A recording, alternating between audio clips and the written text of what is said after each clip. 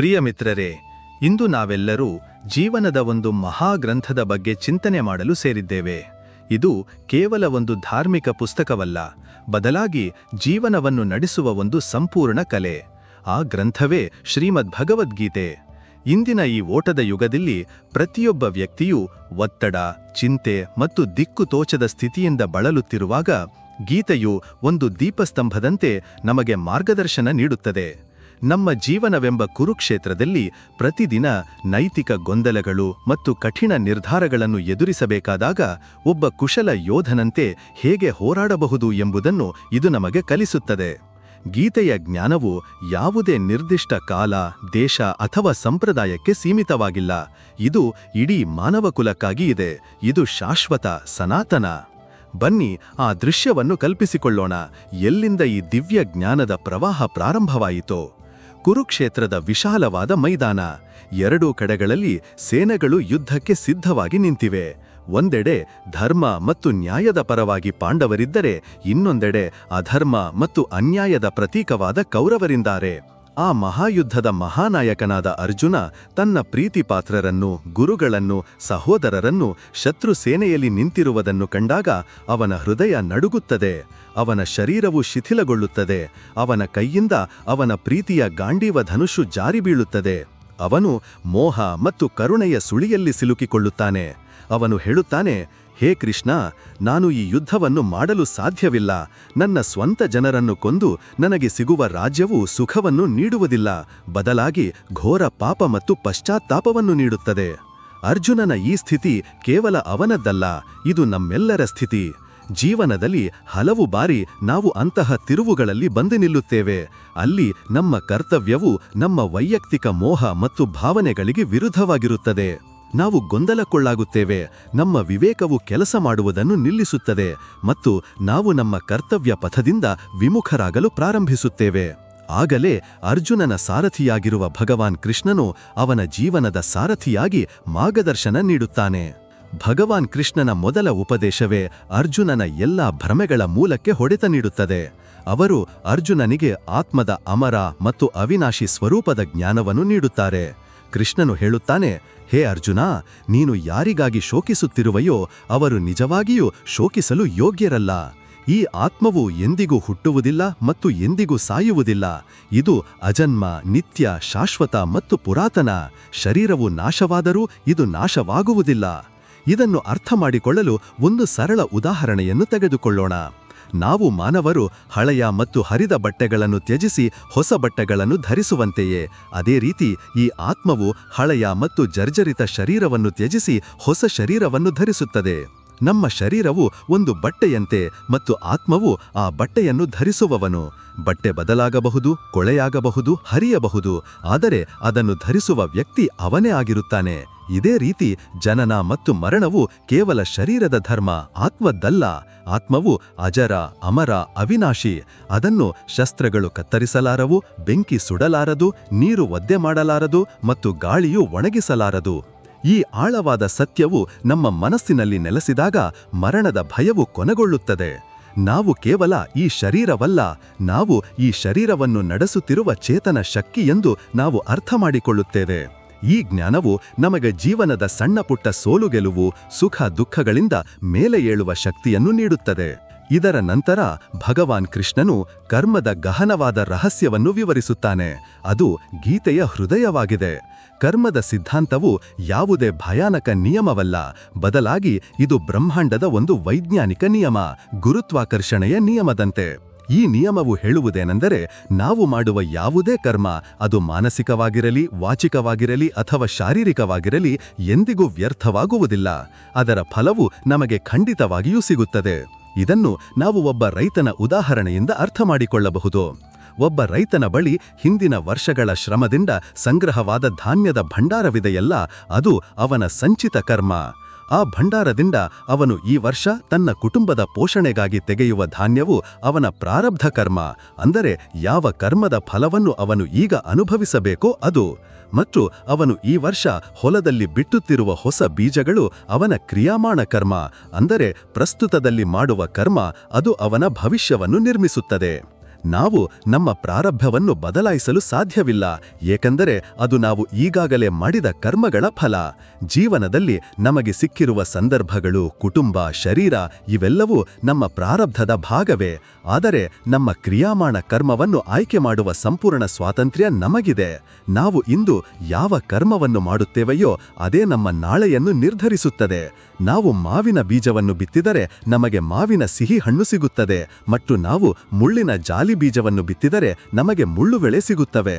ಆಯ್ಕೆಯು ಸಂಪೂರ್ಣವಾಗಿ ನಮ್ಮದು. ಆದ್ದರಿಂದ ಗೀತೆಯು ನಮ್ಮ ವರ್ತಮಾನದ ಕರ್ಮಗಳ ಬಗ್ಗೆ ಅತ್ಯಂತ ಜಾಗರೂಕರಾಗಿ ಮತ್ತು ಎಚ್ಚರಿಕೆಯಿಂದ ಇರಲು ಹೇಳುತ್ತದೆ. ನಾವು ನಮ್ಮ ಆಲೋಚನೆಗಳು, ನಮ್ಮ ಮಾತುಗಳು ಮತ್ತು ನಮ್ಮ ಕಾರ್ಯಗಳ ಮೇಲೆ ನಿರಂತರವಾಗಿ ಗಮನ ಹರಿಸಬೇಕು, ಏಕೆಂದರೆ ಇವೇ ನಮ್ಮ ಭವಿಷ್ಯದ ವೃಕ್ಷವು ಬೆಳೆಯುವ ಬೀಜಗಳು.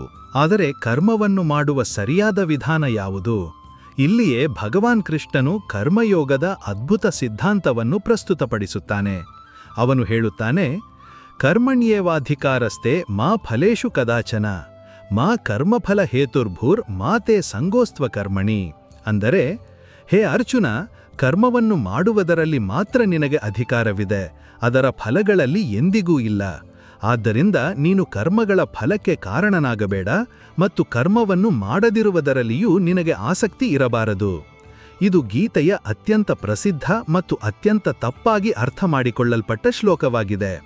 ಇದರ ಅರ್ಥ ನಾವು ಫಲಿತಾಂಶದ ಬಗ್ಗೆ ಆಸೆ ಪಡಬಾರದು ಎಂದಲ್ಲ. ಆಸೆ ಇಲ್ಲದೆ ಯಾವುದೇ ಕರ್ಮ ಸಾಧ್ಯವಿಲ್ಲ. ಇದರ ನಿಜವಾದ ಅರ್ಥವೇನೆಂದರೆ, ನಾವು ಫಲಿತಾಂಶಕ್ಕೆ ಅಂಟಿಕೊಳ್ಳಬಾರದು, ನಾವು ಫಲಿತಾಂಶದ ಗುಲಾಮರಾಗಬಾರದು. ನಮ್ಮ ಸಂಪೂರ್ಣ ಗಮನವು ಪೂರ್ಣ ಪ್ರಾಮಾಣಿಕತೆ ಮತ್ತು ಕುಶಲತೆಯಿಂದ ನಮ್ಮ ಕರ್ಮವನ್ನು ಮಾಡುವುದರ ಮೇಲೆ ಇರಬೇಕು, ಫಲಿತಾಂಶದ ಮೇಲಲ್ಲ. ಇದನ್ನು ಒಂದು ಉದಾಹರಣೆಯಿಂದ ಅರ್ಥ ಮಾಡಿಕೊಳ್ಳೋಣ. ಒಬ್ಬ ವಿದ್ಯಾರ್ಥಿ ಪರೀಕ್ಷೆಗೆ ತಯಾರಿ ನಡೆಸುತ್ತಿದ್ದಾನೆ ಎಂದು ಭಾವಿಸೋಣ. ತನ್ನ ಸಂಪೂರ್ಣ ಸಮಯ, ಶಕ್ತಿ ಮತ್ತು ಏಕಾಗ್ರತೆಯಿಂದ ಓದುವುದು ಅವನ ಅಧಿಕಾರ ಮತ್ತು ಕರ್ತವ್ಯ. ಇದು ಅವನ ಕರ್ಮ. ಪರೀಕ್ಷೆಯಲ್ಲಿ ಎಷ್ಟು ಅಂಕಗಳು ಬರುತ್ತವೆ, ಅವನು ಪ್ರಥಮ ಸ್ಥಾನ ಪಡೆಯುತ್ತಾನೋ ಇಲ್ಲವೋ ಇದು ಫಲ. ಇದು ಬೇರೆ ಅನೇಕ ವಿಷಯಗಳ ಮೇಲೂ ಅವಲಂಬಿತವಾಗಿರುತ್ತದೆ. ಉದಾಹರಣೆಗೆ, ಪ್ರಶ್ನೆ ಪತ್ರಿಕೆ ಹೇಗಿತ್ತು, ಪರೀಕ್ಷಕನ ಮನಸ್ಥಿತಿ ಹೇಗಿತ್ತು ಇತ್ಯಾದಿ. ಒಂದು ವೇಳೆ ವಿದ್ಯಾರ್ಥಿಯು ಓದುವಾಗ ನಿರಂತರವಾಗಿ ಫಲಿತಾಂಶದ ಬಗ್ಗೆಯೇ ಯೋಚಿಸುತ್ತಿದ್ದರೆ, ನಾನು ಪಾಸಾಗುತ್ತೇನೆಯೇ, ನನಗೆ ಒಳ್ಳೆಯ ಅಂಕಗಳು ಬರುತ್ತವೆಯಾ, ಆಗ ಅವನು ಚಿಂತೆ ಮತ್ತು ಒತ್ತಡದಿಂದ ಬಳಲುತ್ತಾನೆ ಮತ್ತು ತನ್ನ ಓದಿನ ಮೇಲೆ ಸರಿಯಾಗಿ ಗಮನ ಹರಿಸಲು ಸಾಧ್ಯವಾಗುವುದಿಲ್ಲ. ಆದರೆ ಅವನು ಫಲಿತಾಂಶದ ಚಿಂತೆಯನ್ನು ಬಿಟ್ಟು ಕೇವಲ ಕಲಿಯುವ ಆನಂದಕ್ಕಾಗಿ ಮತ್ತು ತನ್ನ ಅತ್ಯುತ್ತಮ ಪ್ರದರ್ಶನವನ್ನು ನೀಡುವ ಉದ್ದೇಶದಿಂದ ಓದಿದರೆ ಅವನ ಯಶಸ್ಸಿನ ಸಾಧ್ಯತೆಯು ತಾನಾಗಿಯೇ ಹೆಚ್ಚಾಗುತ್ತದೆ. ಇದೇ ಕರ್ಮಯೋಗ. ಫಲದ ಆಸಕ್ತಿಯಿಂದ ಮುಕ್ತಲಾಗಿ ಕರ್ತವ್ಯ ಭಾವನೆಯಿಂದ ಸಂಪೂರ್ಣ ಯೋಗ್ಯತೆ ಮತ್ತು ಸಮರ್ಪಣೆಯೊಂದಿದೆ ಕರ್ಮ ಮಾಡುವುದು. ನಾವು ಈ ರೀತಿ ಕರ್ಮ ಮಾಡಿದಾಗ ಕರ್ಮವು ಬಂಧನಕ್ಕೆ ಕಾರಣವಾಗುವುದಿಲ್ಲ, ಬದಲಾಗಿ ಮುಕ್ತಿಗೆ ಸಾಧನವಾಗುತ್ತದೆ. ಜೀವನದ ಈ ಕರ್ಮಕ್ಷೇತ್ರದಲ್ಲಿ ನಾವು ಮಾಡುವ ಪ್ರತಿಯೊಂದು ಆಯ್ಕೆಯೂ ಪ್ರಕೃತಿಯ 3 ಗುಣಗಳಿಂದ ಪ್ರಭಾವಿತವಾಗಿರುತ್ತದೆ. ಗೀತೆಯು ಇವುಗಳನ್ನು ಸತ್ವ, ರಜಸ್ ಮತ್ತು ತಮಸ್ ಎಂದು ಕರೆಯುತ್ತದೆ.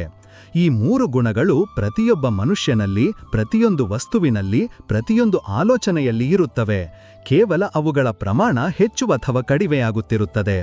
ಸತ್ವಗುಣದ ಅರ್ಥ ಪ್ರಕಾಶ, ಪವಿತ್ರತೆ, ಜ್ಞಾನ ಮತ್ತು ಸುಖ. ನಮ್ಮಲ್ಲಿ ಸತ್ವಗುಣವು ಪ್ರಧಾನವಾದಾಗ ನಮ್ಮ ಮನಸ್ಸು ಶಾಂತವಾಗಿರುತ್ತದೆ, ನಮಗೆ ಜ್ಞಾನವನ್ನು ಪಡೆಯುವುದರಲ್ಲಿ ಆನಂದ ಬರುತ್ತದೆ, ನಾವು ಇತರರ ಒಳಿತಿನ ಬಗ್ಗೆ ಯೋಚಿಸುತ್ತೇವೆ ಮತ್ತು ನಮ್ಮ ಕರ್ಮಗಳು ನಿಸ್ವಾರ್ಥವಾಗಿರುತ್ತವೆ. ಸಾತ್ವಿಕ ಆಹಾರ, ಶಾಂತ ವಾತಾವರಣ, ಒಳ್ಳೆಯ ಸಂಘ ಮತ್ತು ಸ್ವಾಧ್ಯಾಯವು ಸತ್ವಗುಣವನ್ನು ಹೆಚ್ಚಿಸುತ್ತವೆ. ರಜಸ್ ಗುಣದ ಅರ್ಥ ಕ್ರಿಯಾಶೀಲತೆ, ಉತ್ಸಾಹ, ಮಹತ್ವಾಕಾಂಕ್ಷೆ ಮತ್ತು ಅಶಾಂತಿ. ರಜಸ್ ಗುಣವು ಪ್ರಧಾನವಾದಾಗ ನಾವು ಅತ್ಯಂತ ಕ್ರಿಯಾಶೀಲರಾಗುತ್ತೇವೆ, ನಮ್ಮ ಮನಸ್ಸಿನಲ್ಲಿ ಅನೇಕ ಇಚ್ಛೆಗಳು ಮತ್ತು ಕಾಮನೆಗಳು ಉಂಟಾಗುತ್ತವೆ, ನಾವು ಮಾನ ಸಮ್ಮಾನ ಮತ್ತು ಯಶಸ್ಸಿನ ಹಿಂದೆ ಓಡುತ್ತೇವೆ, ನಮ್ಮ ಮನಸ್ಸು ಚಂಚಲ ಮತ್ತು ಅಶಾಂತವಾಗಿರುತ್ತದೆ. ಮಸಾಲೆಯುಕ್ತ ಆಹಾರ, ಗದ್ದಲದ ವಾತಾವರಣ ಮತ್ತು ಮಹತ್ವಾಕಾಂಕ್ಷಿ ಜನರ ಸಂಘವು ರಜಸ್ ಗುಣವನ್ನು ಹೆಚ್ಚಿಸುತ್ತದೆ. ತಮಸ್ ಗುಣದ ಅರ್ಥ ಅಂಧಕಾರ, ಜಡತ್ವ, ಅಜ್ಞಾನ ಮತ್ತು ಸೋಮಾರಿತನ. ತಮಸ್ ಗುಣವು ಪ್ರಧಾನವಾದಾಗ ನಮಗೆ ನಿದ್ರೆ ಮತ್ತು ಸೋಮಾರಿತನವು ಆವರಿಸುತ್ತದೆ. ನಮ್ಮ ವಿವೇಕವು ಕೆಲಸ ಮಾಡುವುದಿಲ್ಲ, ನಾವು ಸರಿ ಮತ್ತು ತಪ್ಪಿನ ಭೇದವನ್ನು ಮಾಡಲು ಸಾಧ್ಯವಾಗುವುದಿಲ್ಲ ಮತ್ತು ನಮ್ಮ ಕರ್ಮಗಳು ಯೋಚಿಸದೆ ಮಾಡಿದಂತಾಗಿರುತ್ತದೆ. ಹಳಸಿದ ಆಹಾರ, ಕೊಳುಕು ಮತ್ತು ಅಜ್ಞಾನಿ ಜನರ ಸಂಘವು ತಮಸ್ ಗುಣವನ್ನು ಹೆಚ್ಚಿಸುತ್ತದೆ. ಈ 3 ಗುಣಗಳು ಹಗ್ಗದಂತೆ ನಮ್ಮನ್ನು ಸಂಸಾರಕ್ಕೆ ಬಂಧಿಸುತ್ತವೆ. ಒಬ್ಬ ಆಧ್ಯಾತ್ಮಿಕ ಸಾಧಕನ ಗುರಿಯು ತಮಸ್ ಮತ್ತು ರಜಸ್ ಗುಣಗಳ ಪ್ರಭಾವವನ್ನು ಕಡಿಮೆ ಮಾಡಿ ಸತ್ವಗುಣವನ್ನು ಹೆಚ್ಚಿಸುವುದು ಮತ್ತು ಅಂತಿಮವಾಗಿ ಸತ್ವಗುಣದಿಂದಲೂ ಮೀರೆದ್ದು ಗುಣಾತೀತ ಸ್ಥಿತಿಯನ್ನು ತಲುಪುವುದು. ಅಲ್ಲಿ ವ್ಯಕ್ತಿಯು ಈ 3 ಗುಣಗಳ ಪ್ರಭಾವದಿಂದ ಸಂಪೂರ್ಣವಾಗಿ ಮುಕ್ತನಾಗುತ್ತಾನೆ. ಉದಾಹರಣೆಗೆ, ಕೇವಲ ಪರೀಕ್ಷೆಯಲ್ಲಿ ಪಾಸಾಗುವ ಒತ್ತಡದಲ್ಲಿ ಓದುತ್ತಿರುವ ವಿದ್ಯಾರ್ಥಿ ರಜೋಗುಣಿಯಾಗಿದ್ದಾನೆ. ಸೋಮಾರಿತನದಿಂದ ಓದನ್ನು ಮುಂದೂಡುತ್ತಿರುವ ವಿದ್ಯಾರ್ಥಿ ತಮೋಗುಣಿಯಾಗಿದ್ದಾನೆ. ಮತ್ತು ಜ್ಞಾನವನ್ನು ಪಡೆಯುವ ಆನಂದಕ್ಕಾಗಿ ಶಾಂತಿ ಮತ್ತು ಸಂತೋಷದಿಂದ ಓದುತ್ತಿರುವ ವಿದ್ಯಾರ್ಥಿ ಸಾತ್ವಿಕನಾಗಿದ್ದಾನೆ. ನಮ್ಮ ಪ್ರಯತ್ನವು ಸಾತ್ವಿಕ ಜೀವನ ಶೈಲಿಯನ್ನು ಅಳವಡಿಸಿಕೊಳ್ಳುವುದಾಗಿರಬೇಕು. ಭಗವಾನ್ ಕೃಷ್ಣನಿಗೆ ಪ್ರತಿಯೊಬ್ಬ ವ್ಯಕ್ತಿಯ ಸ್ವಭಾವವು ವಿಭಿನ್ನವಾಗಿರುತ್ತದೆ ಎಂದು ತಿಳಿದಿದೆ. ತರ್ಕ ಮತ್ತು ವಿವೇಕ ಪ್ರಧಾನವಾಗಿರುವ ವ್ಯಕ್ತಿಗೆ ಜ್ಞಾನಯೋಗದ ಮಾರ್ಗವಿದೆ. ಕರ್ಮಠ ಮತ್ತು ಕ್ರಿಯಾಶೀಲವಾಗಿರುವ ವ್ಯಕ್ತಿಗೆ ಕರ್ಮಯೋಗದ ಮಾರ್ಗವಿದೆ. ಮತ್ತು ಭಾವನಾತ್ಮಕ ಮತ್ತು ಹೃದಯ ಪ್ರಧಾನವಾಗಿರುವ ವ್ಯಕ್ತಿಗೆ ಭಕ್ತಿಯೋಗದ ಮಾರ್ಗವಿದೆ. ಭಕ್ತಿಯೋಗದ ಅರ್ಥವೆಂದರೆ ಮನಸ್ಸಿನ ಎಲ್ಲ ಭಾವನೆಗಳನ್ನು, ನಮ್ಮ ಪ್ರೀತಿ, ನಮ್ಮ ಶ್ರದ್ಧೆಯನ್ನು ದೇವರ ಕಡೆಗೆ ತಿರುಗಿಸುವುದು. ಇದು ದೇವರೊಂದಿಗೆ ವೈಯಕ್ತಿಕ ಸಂಬಂಧವನ್ನು ಸ್ಥಾಪಿಸುವ ಮಾರ್ಗವಾಗಿದೆ. ಭಕ್ತನಿಗೆ ದೇವರು ಯಾವುದೇ ನಿರಾಕಾರ ಶಕ್ತಿಯಲ್ಲ, ಬದಲಾಗಿ ಒಬ್ಬ ಸಾಕಾರ ಸಜೀವ ವ್ಯಕ್ತಿತ್ವ. ಯಾರೊಂದಿಗೆ ಅವನು ಮಾತನಾಡಬಹುದು, ತನ್ನ ಸುಖ ದುಃಖಗಳನ್ನು ಹಂಚಿಕೊಳ್ಳಬಹುದು ಮತ್ತು ಯಾರ ಮೇಲೆ ಅವನು ಸಂಪೂರ್ಣವಾಗಿ ಅವಲಂಬಿತನಾಗಬಹುದು. ಇದನ್ನು ಅರ್ಥಮಾಡಿಕೊಳ್ಳಲು ಒಂದು ಸಣ್ಣ ಮಗುವಿನ ಉದಾಹರಣೆಯನ್ನು ತೆಗೆದುಕೊಳ್ಳೋಣ. ಒಂದು ಸಣ್ಣ ಮಗು ತನ್ನ ತಾಯಿಯ ಮೇಲೆ ಸಂಪೂರ್ಣವಾಗಿ ಅವಲಂಬಿತವಾಗಿರುತ್ತದೆ. ಏನಾದರೂ ಆಗಲಿ ತನ್ನ ತಾಯಿ ತನ್ನನ್ನು ರಕ್ಷಿಸುತ್ತಾಳೆ, ತನ್ನ ಪ್ರತಿಯೊಂದು ಅಗತ್ಯವನ್ನು ಪೂರೈಸುತ್ತಾಳೆ ಎಂಬ ನಂಬಿಕೆ ಅದಕ್ಕಿರುತ್ತದೆ. ಅದಕ್ಕೆ ತನ್ನ ಬಗ್ಗೆ ಚಿಂತಿಸುವ ಅಗತ್ಯವೇ ಇರುವುದಿಲ್ಲ. ಭಕ್ತಿಯೋಗದಲ್ಲಿ ಭಕ್ತನು ಆ ಸಣ್ಣ ಮಗುವಿನಂತೆ ದೇವರ ಮೇಲೆ ಸಂಪೂರ್ಣ ಸಮರ್ಪಣೆ ಮಾಡುತ್ತಾನೆ. ಅವನು ತನ್ನ ಜೀವನದ ಲಗಾಮನ್ನು ದೇವರ ಕೈಗೆ ಕೊಟ್ಟು ನಿಶ್ಚಿಂತನಾಗುತ್ತಾನೆ. ಅವನು ಮಾಡುವ ಪ್ರತಿಯೊಂದು ಕರ್ಮವನ್ನು ದೇವರ ಪೂಜೆಯೆಂದು ಭಾವಿಸಿ ಮಾಡುತ್ತಾನೆ. ಅವನು ಪ್ರತಿಯೊಂದು ಜೀವಿಯಲ್ಲಿಯೂ ತನ್ನ ಪ್ರಭುವಿನ ರೂಪವನ್ನೇ ಕಾಡುತ್ತಾನೆ ಮತ್ತು ಆದ್ದರಿಂದ ಎಲ್ಲರನ್ನೂ ಪ್ರೀತಿಸುತ್ತಾನೆ. ಈ ಮಾರ್ಗವು ಸರಳ ಮತ್ತು ಸಹಜವಾಗಿದೆ. ಇದರಲ್ಲಿ ಯಾವುದೇ ವಿಶೇಷ ಯೋಗ್ಯತೆಯ ಅಗತ್ಯವಿಲ್ಲ. ಕೇವಲ ಒಂದು ಸತ್ಯವಾದ ಮತ್ತು ಪ್ರೀತಿ ತುಂಬಿದ ಹೃದಯದ ಅಗತ್ಯವಿದೆ. ಮೀರಾಬಾಯಿಯ ಜೀವನವು ಭಕ್ತಿಯೋಗದ ಶ್ರೇಷ್ಠ ಉದಾಹರಣೆಯಾಗಿದೆ. ಅವರು ತಮ್ಮ ಗಿರಿಧರ ಗೋಪಾಲನ ಪ್ರತಿ ತಮ್ಮ ಅನನ್ಯ ಪ್ರೀತಿ ಮತ್ತು ಸಮರ್ಪಣೆಯಿಂದ ಪರಮಪದವನ್ನು ಪಡೆದರು. ಗೀತೆಯು ನಮ್ಮ ಆಂತರಿಕ ಶತ್ರುಗಳನ್ನು ಗುರುತಿಸಿ ಅವರ ಮೇಲೆ ವಿಜಯ ಸಾಧಿಸುವುದು ಅವಶ್ಯಕವೆಂದು ನಮಗೆ ಕಲಿಸುತ್ತದೆ. ಈ ಶತ್ರುಗಳು ಹೊರಗಿಲ್ಲ, ನಮ್ಮೊಳಗೆಯೇ ಇದ್ದಾರೆ. ಇವುಗಳೆಂದರೆ ಕಾಮ, ಅತಿಯಾದ ಇಚ್ಛೆ, ಕ್ರೋಧ, ಕೋಪ, ಲೋಭ, ದುರಾಸೆ, ಮೋಹ, ಆಸಕ್ತಿ, ಮದ, ಅಹಂಕಾರ ಮತ್ತು ಮಾತ್ಸರ್ಯ, ಅಸೂಯೆ. ಈ 6 ವಿಕಾರಗಳು ನಮ್ಮ ಮನಸ್ಸಿನ ಶಾಂತಿಯನ್ನು ಕಸಿದುಕೊಳ್ಳುತ್ತವೆ ಮತ್ತು ನಮ್ಮನ್ನು ತಪ್ಪುದಾರಿಗೆ ಕೊಂಡೊಯ್ಯುತ್ತವೆ. ಕಾಮ ಅಂದರೆ ಇಚ್ಛೆಗಳಿಗೆ ಕೊನೆಯೇ ಇಲ್ಲ. ಒಂದು ಇಚ್ಛೆ ಪೂರ್ಣಗೊಂಡರೆ 10 ಹೊಸ ಇಚ್ಛೆಗಳು ಹುಟ್ಟಿಕೊಳ್ಳುತ್ತವೆ. ಇದು ಎಂದಿಗೂ ನಂದದ ಬೆಂಕಿ. ನಮ್ಮ ಇಚ್ಛೆ ಪೂರ್ಣಗೊಳ್ಳದಿದ್ದಾಗ ನಮಗೆ ಕ್ರೋಧ ಬರುತ್ತವೆ.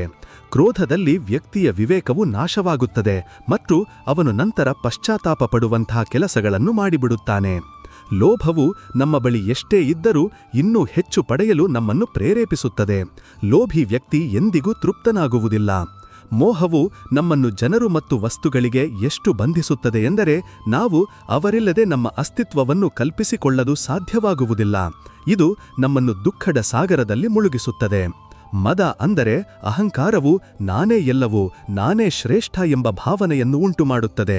ಇದು ನಮ್ಮನ್ನು ಇತರರಿಂದ ಪ್ರತ್ಯೇಕಿಸುತ್ತದೆ ಮತ್ತು ಕಲಿಯುವನ್ನು ತಡೆಯುತ್ತದೆ. ಮತ್ತು ಮಾತ್ಸರ್ಯ ಅಂದರೆ ಅಸೂಯೆಯು ಇತರರ ಏಳಿಗೆ ಮತ್ತು ಸಂತೋಷವನ್ನು ನೋಡಿ ಹೊಟ್ಟೆಕಿಚ್ಚುಪಡುವಂತೆ ಮಾಡುತ್ತದೆ. ಇದು ನಮ್ಮ ಹೃದಯದಲ್ಲಿಯೇ ವಿಷವನ್ನು ಬೆರೆಸಿದಂತೆ. ಗೀತೆಯು ಈ ವಿಕಾರಗಳನ್ನು ನಿಯಂತ್ರಿಸಲು ಹೇಳುತ್ತದೆ, ಅಭ್ಯಾಸ ಮತ್ತು ವೈರಾಗ್ಯದ ಮೂಲಕ. ಅಭ್ಯಾಸದ ಅರ್ಥ ಮನಸ್ಸನ್ನು ಪದೇ ಪದೇ ಈ ವಿಕಾರಗಳಿಂದ ತೆಗೆದು ಒಳ್ಳೆಯ ವಿಚಾರಗಳಲ್ಲಿ ತೊಡಗಿಸುವುದು, ಮತ್ತು ವೈರಾಗ್ಯದ ಅರ್ಥ ಸಾಂಸಾರಿಕ ವಸ್ತುಗಳು ಮತ್ತು ಸುಖಗಳಲ್ಲಿನ ಆಸಕ್ತಿಯನ್ನು ತ್ಯಜಿಸುವುದು.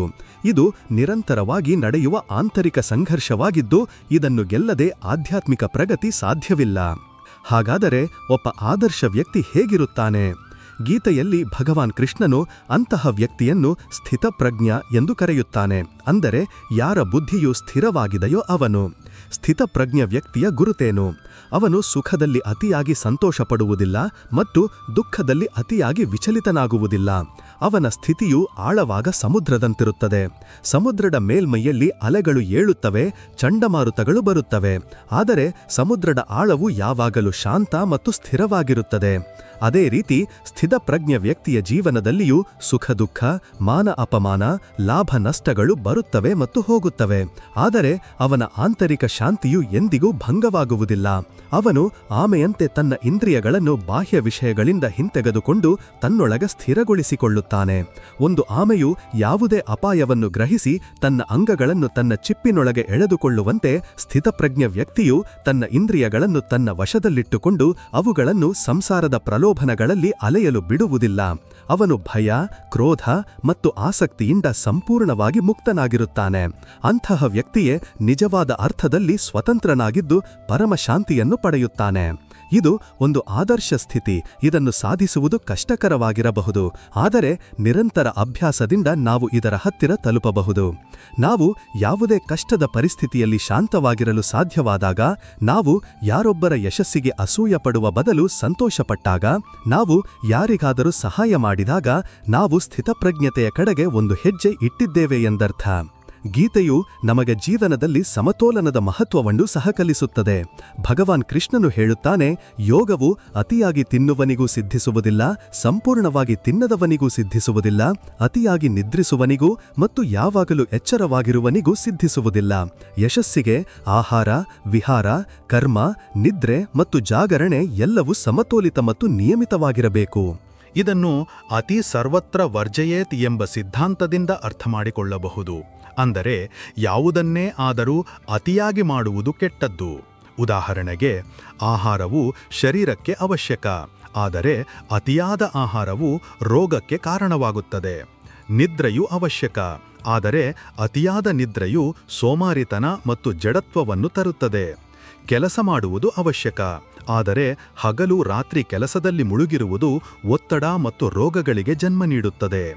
ಜೀವನವು ಒಂದು ವೀಣೆಯಂತೆ. ವೀಣೆಯ ತಂತಿಗಳು ತುಂಬ ಬಿಗಿಯಾಗಿದ್ದರೆ ಅವು ತುಂಡಾಗುತ್ತವೆ ಮತ್ತು ಅವು ತುಂಬ ಸಡಿಲವಾಗಿದ್ದರೆ ಅವುಗಳಿಂದ ಸಂಗೀತ ಹೊರಬರುವುದಿಲ್ಲ. ಮಧುರ ಸಂಗೀತಕ್ಕಾಗಿ ತಂತಿಗಳು ಸರಿಯಾದ ಒತ್ತಡದಲ್ಲಿರುವುದು ಅವಶ್ಯಕ. ಇದೇ ರೀತಿ ಒಂದು ಸುಖಿ ಮತ್ತು ಯಶಸ್ವಿ ಜೀವನಕ್ಕಾಗಿ ನಾವು ಜೀವನದ ಪ್ರತಿಯೊಂದು ಅಂಶದಲ್ಲಿ ಸಮತೋಲನವನ್ನು ಸಾಧಿಸಲು ಕಲಿಯಬೇಕು. ಕೆಲಸ ಮತ್ತು ವಿಶ್ರಾಂತಿಯ ನಡುವೆ, ಭೌತಿಕತೆ ಮತ್ತು ಆಧ್ಯಾತ್ಮಿಕತೆಯ ನಡುವೆ, ನಮ್ಮ ಮತ್ತು ಇತರರ ಪ್ರತಿ ಕರ್ತವ್ಯಗಳ ನಡುವೆ. ಈ ಸಮತೋಲನವೇ ನಮ್ಮನ್ನು ಶಾರೀರಿಕವಾಗಿ ಮತ್ತು ಮಾನಸಿಕವಾಗಿ ಆರೋಗ್ಯವಾಗಿರಿಸುತ್ತದೆ ಮತ್ತು ನಮ್ಮ ಗುರಿಗಳನ್ನು ಸಾಧಿಸಲು ಸಹಾಯ ಮಾಡುತ್ತದೆ. ಕೊನೆಯಲ್ಲಿ ಗೀತೆಯು ನಮಗೆ ಶ್ರದ್ಧೆ ಮತ್ತು ವಿಶ್ವಾಸದ ಮಹತ್ವವನ್ನು ತಿಳಿಸುತ್ತದೆ. ಶ್ರದ್ಧೆಯ ಅರ್ಥ ಕೇವಲ ಮೂಢನಂಬಿಕೆಯಲ್ಲ, ಬದಲಾಗಿ ಗುರುವಿನ ಮಾತುಗಳಲ್ಲಿ, ಶಾಸ್ತ್ರಗಳಲ್ಲಿ ಮತ್ತು ನಮ್ಮಲ್ಲಿಯೇ ಒಂದು ಆಳವಾದ ವಿಶ್ವಾಸ. ಶ್ರದ್ಧೆಯಿಲ್ಲದೆ ಯಾವುದೇ ಜ್ಞಾನವೂ ಫಲ ನೀಡುವುದಿಲ್ಲ. ಒಬ್ಬ ರೋಗಿಗೆ ತನ್ನ ವೈದ್ಯನ ಮೇಲೆ ಶ್ರದ್ಧೆ ಇಲ್ಲದಿದ್ದರೆ ಅವನು ನೀಡಿದ ಔಷಧಿಯನ್ನು ಸಹ ಸಂದೇಹದಿಂದ ನೋಡುತ್ತಾನೆ ಮತ್ತು ಅದರಿಂದ ಸಂಪೂರ್ಣ ಲಾಭ ಪಡೆಯುವುದಿಲ್ಲ. ಇದೇ ರೀತಿ ನಮಗೆ ಗೀತೆಯ ಜ್ಞಾನದ ಮೇಲೆ, ಭಗವಾನ್ ಕೃಷ್ಣನ ಉಪದೇಶಗಳ ಮೇಲೆ ಶ್ರದ್ಧೆ ಇಲ್ಲದಿದ್ದರೆ ಇದು ನಮ್ಮ ಪಾಲಿಗೆ ಕೇವಲ ಒಂದು ಬೌದ್ಧಿಕ ವ್ಯಾಯಾಮವಾಗಿ ಉಳಿದುಬಿಡುತ್ತದೆ. ನಮ್ಮ ಜೀವನದಲ್ಲಿ ಯಾವುದೇ ನೈಜ ಬದಲಾವಣೆಯನ್ನು ತರಲು ಸಾಧ್ಯವಾಗುವುದಿಲ್ಲ. ಶ್ರದ್ಧೆಯು ಆ ಅಡಿಪಾಯವಾಗಿದೆ. ಅದರ ಮೇಲೆ ಆಧ್ಯಾತ್ಮಿಕ ಜೀವನದ ಅರಮನೆ ನಿಂತಿರುತ್ತದೆ. ಭಗವಾನ್ ಕೃಷ್ಣನು ಅರ್ಜುನನಿಗೆ ಹೇಳುತ್ತಾನೆ, ಸಂಶಯಾತ್ಮ ವಿನಶ್ಯತಿ, ಅಂದರೆ ಸಂದೇಹಪಡುವ ವ್ಯಕ್ತಿಯು ನಾಶವಾಗುತ್ತಾನೆ. ಅವನಿಗೆ ಈ ಲೋಕದಲ್ಲೂ ಸುಖವಿಲ್ಲ, ಪರಲೋಕದಲ್ಲೂ ಸುಖವಿಲ್ಲ. ಆದ್ದರಿಂದ ನಾವು ನಮ್ಮ ಮನಸ್ಸಿನಿಂದ ಸಂದೇಹಗಳನ್ನು ತೆಗೆದುಹಾಕಿ ಪೂರ್ಣ ಶ್ರದ್ಧೆ ಮತ್ತು ವಿಶ್ವಾಸದಿಂದ ಈ ಮಾರ್ಗದಲ್ಲಿ ನಡೆಯಬೇಕು. ನಾವು ಒಂಟಿಯಾಗಿಲ್ಲ. ಒಂದು ದಿವ್ಯ ಶಕ್ತಿಯು ಯಾವಾಗಲೂ ನಮ್ಮೊಂದಿಗಿದೆ, ನಮಗೆ ಮಾರ್ಗದರ್ಶನ ನೀಡುತ್ತಿದೆ ಮತ್ತು ನಮ್ಮನ್ನು ರಕ್ಷಿಸುತ್ತಿದೆ ಎಂಬ ವಿಶ್ವಾಸವನ್ನು ನಾವು ಇಟ್ಟುಕೊಳ್ಳಬೇಕು. ಈ ವಿಶ್ವಾಸವು ನಮಗೆ ಅಪಾರ ಶಕ್ತಿ ಮತ್ತು ಧೈರ್ಯವನ್ನು ನೀಡುತ್ತದೆ. ಇದರಿಂದ ನಾವು ಜೀವನದ ದೊಡ್ಡ ಸವಾಲುಗಳನ್ನು ಎದುರಿಸಬಹುದು. ಮಿತ್ರರೇ, ಶ್ರೀಮದ್ ಭಗವದ್ಗೀತೆಯು ಜ್ಞಾನದ ಒಂದು ಅಕ್ಷಯ ಸಾಗರ. ನಾವು ಇಂದು ಅದರ ಕೆಲವು ಹನಿಗಳನ್ನು ಮಾತ್ರ ಆಚಮನ ಮಾಡಿದ್ದೇವೆ. ಇದರ ಸಂದೇಶವು ಸಾರ್ವತ್ರಿಕ ಮತ್ತು ಕಾಲಾತೀತವಾಗಿದೆ. ಇದು ನಮ್ಮ ನಿಗದಿತ ಕರ್ತವ್ಯಗಳನ್ನು ಹೇಗೆ ನಿರ್ವಹಿಸಬೇಕು, ಕರ್ಮಗಳ ಬಂಧನದಿಂದ ಹೇಗೆ ಮುಕ್ತರಾಗಬೇಕು, ನಮ್ಮ ಮನಸ್ಸನ್ನು ಹೇಗೆ ನಿಯಂತ್ರಿಸಬೇಕು ಮತ್ತು ಜೀವನದಲ್ಲಿ ನಿಜವಾದ ಶಾಂತಿ ಮತ್ತು ಆನಂದವನ್ನು ಹೇಗೆ ಪಡೆಯಬೇಕು ಎಂಬುದನ್ನು ನಮಗೆ ಕಲಿಸುತ್ತದೆ. ಇದು ನಮ್ಮನ್ನು ಒಬ್ಬ ಉತ್ತಮ ಮನುಷ್ಯನನ್ನಾಗಿ ಮಾಡಲು ಪ್ರೇರೇಪಿಸುತ್ತದೆ. ಒಬ್ಬ ಮನುಷ್ಯನು ಕೇವಲ ತನ್ನ ಏಳಿಗೆಗಾಗಿ ಮಾತ್ರವಲ್ಲ, ಇಡೀ ಸಮಾಜ ಮತ್ತು ಇಡೀ ಮಾನವಕುಲದ ಕಲ್ಯಾಣಕ್ಕಾಗಿ ಕೆಲಸ ಮಾಡುತ್ತಾನೆ. ಇದು ನಮ್ಮನ್ನು ನಿರಾಶೆಯಿಂದ ಆಶೆಯ ಕಡೆಗೆ, ಅಂಧಕಾರದಿಂದ ಬೆಳಕಿನ ಕಡೆಗೆ ಮತ್ತು ಮೃತ್ಯುವಿಂದ ಅಮರತ್ವದ ಕಡೆಗೆ ಕೊಂಡೊಯ್ಯುವ ದಿವ್ಯಗೀತೆಯಾಗಿದೆ. ಬನ್ನಿ, ನಾವೆಲ್ಲರೂ ಈ ದಿವ್ಯಗೀತೆಯನ್ನು ನಮ್ಮ ಜೀವನದಲ್ಲಿ ಅಳವಡಿಸಿಕೊಳ್ಳುವ ಸಂಕಲ್ಪ ಮಾಡೋಣ. ನಾವು ನಮ್ಮ ಕರ್ಮಗಳನ್ನು ಒಂದು ಯಜ್ಞವನ್ನಾಗಿ ಮಾಡೋಣ, ನಮ್ಮ ಮನಸ್ಸನ್ನು ಒಂದು ದೇವಾಲಯವನ್ನಾಗಿ ಮಾಡೋಣ ಮತ್ತು ನಮ್ಮ ಹೃದಯವನ್ನು ಪ್ರೀತಿ ಮತ್ತು ಕರುಣೆಯಿಂದ ತುಂಬಿಸೋಣ. ನೆನಪಿಡಿ, ಜೀವನದ ಕುರುಕ್ಷೇತ್ರವು ಪ್ರತಿದಿನ ನಮ್ಮ ಮುಂದಿದೆ. ನಾವು ಅರ್ಜುನನಂತೆ ಮೋಹಗ್ರಸ್ತರಾಗಿ ನಮ್ಮ ಆಯುಧಗಳನ್ನು ಕೆಳಗಿಡಬೇಕಾಗಿಲ್ಲ. ಬದಲಾಗಿ ಭಗವಾನ್ ಕೃಷ್ಣನ ಜ್ಞಾನವನ್ನು ನಮ್ಮ ಸಾರಥಿಯನ್ನಾಗಿ ಮಾಡಿಕೊಂಡು ಪೂರ್ಣ ಆತ್ಮವಿಶ್ವಾಸ ಮತ್ತು ಧೈರ್ಯದಿಂದ ನಮ್ಮ ಕರ್ತವ್ಯವನ್ನು ಪಾಲಿಸಬೇಕು. ಫಲಿತಾಂಶ ಏನೇ ಇರಲಿ, ನಮ್ಮ ಕರ್ಮವು ಧರ್ಮ ಮತ್ತು ನ್ಯಾಯದ ಪರವಾಗಿದ್ದರೆ ವಿಜಯವು ಖಂಡಿತವಾಗಿಯೂ ನಮ್ಮದೇ ಆಗಿರುತ್ತದೆ. ಮಿತ್ರರೇ, ನಾವು ಗೀತೆಯ ಕೆಲವು ಮೂಲಭೂತ ಸಿದ್ಧಾಂತಗಳಾದ ಆತ್ಮದ ಸ್ವರೂಪ, ಕರ್ಮಯೋಗ ಮತ್ತು ಭಕ್ತಿಯ ಮಾರ್ಗವನ್ನು ಅರ್ಥ ಮಾಡಿಕೊಳ್ಳಲು ಪ್ರಯತ್ನಿಸಿದ್ದೇವೆ. ಈಗ ನಾವು ಈ ಯಾತ್ರೆಯನ್ನು ಮತ್ತಷ್ಟು ಮುಂದೆ ತೆಗೆದುಕೊಂಡು ಹೋಗೋಣ ಮತ್ತು ಗೀತೆಯ ಜ್ಞಾನಸಾಗರದಿಂದ ಇನ್ನೂ ಕೆಲವು ಅಮೂಲ್ಯ ರತ್ನಗಳನ್ನು ಹೊರತೆಗೆಯಲು ಪ್ರಯತ್ನಿಸೋಣ. ಭಗವಾನ್ ಕೃಷ್ಣನು ಅರ್ಜುನನನ್ನು ಕೇವಲ ತಾತ್ಕಾಲಿಕ ಯುದ್ಧಕ್ಕಾಗಿ ಮಾತ್ರ ಸಿದ್ಧಪಡಿಸಲಿಲ್ಲ, ಬದಲಿಗೆ ಅವನನ್ನು ಜೀವನದ ಪ್ರತಿಯೊಂದು ಕ್ಷೇತ್ರದಲ್ಲಿ ಧರ್ಮ ಮತ್ತು ಕರ್ತವ್ಯದ ಪಥದಲ್ಲಿ ನಡೆಯುವ ಶಿಕ್ಷಣವನ್ನು ನೀಡಿದನು. ಈ ಸಂದರ್ಭದಲ್ಲಿ ಧರ್ಮದ ಪರಿಕಲ್ಪನೆಯನ್ನು ಅರ್ಥ ಮಾಡಿಕೊಳ್ಳುವುದು ಅತ್ಯಂತ ಮಹತ್ವದ್ದಾಗಿದೆ.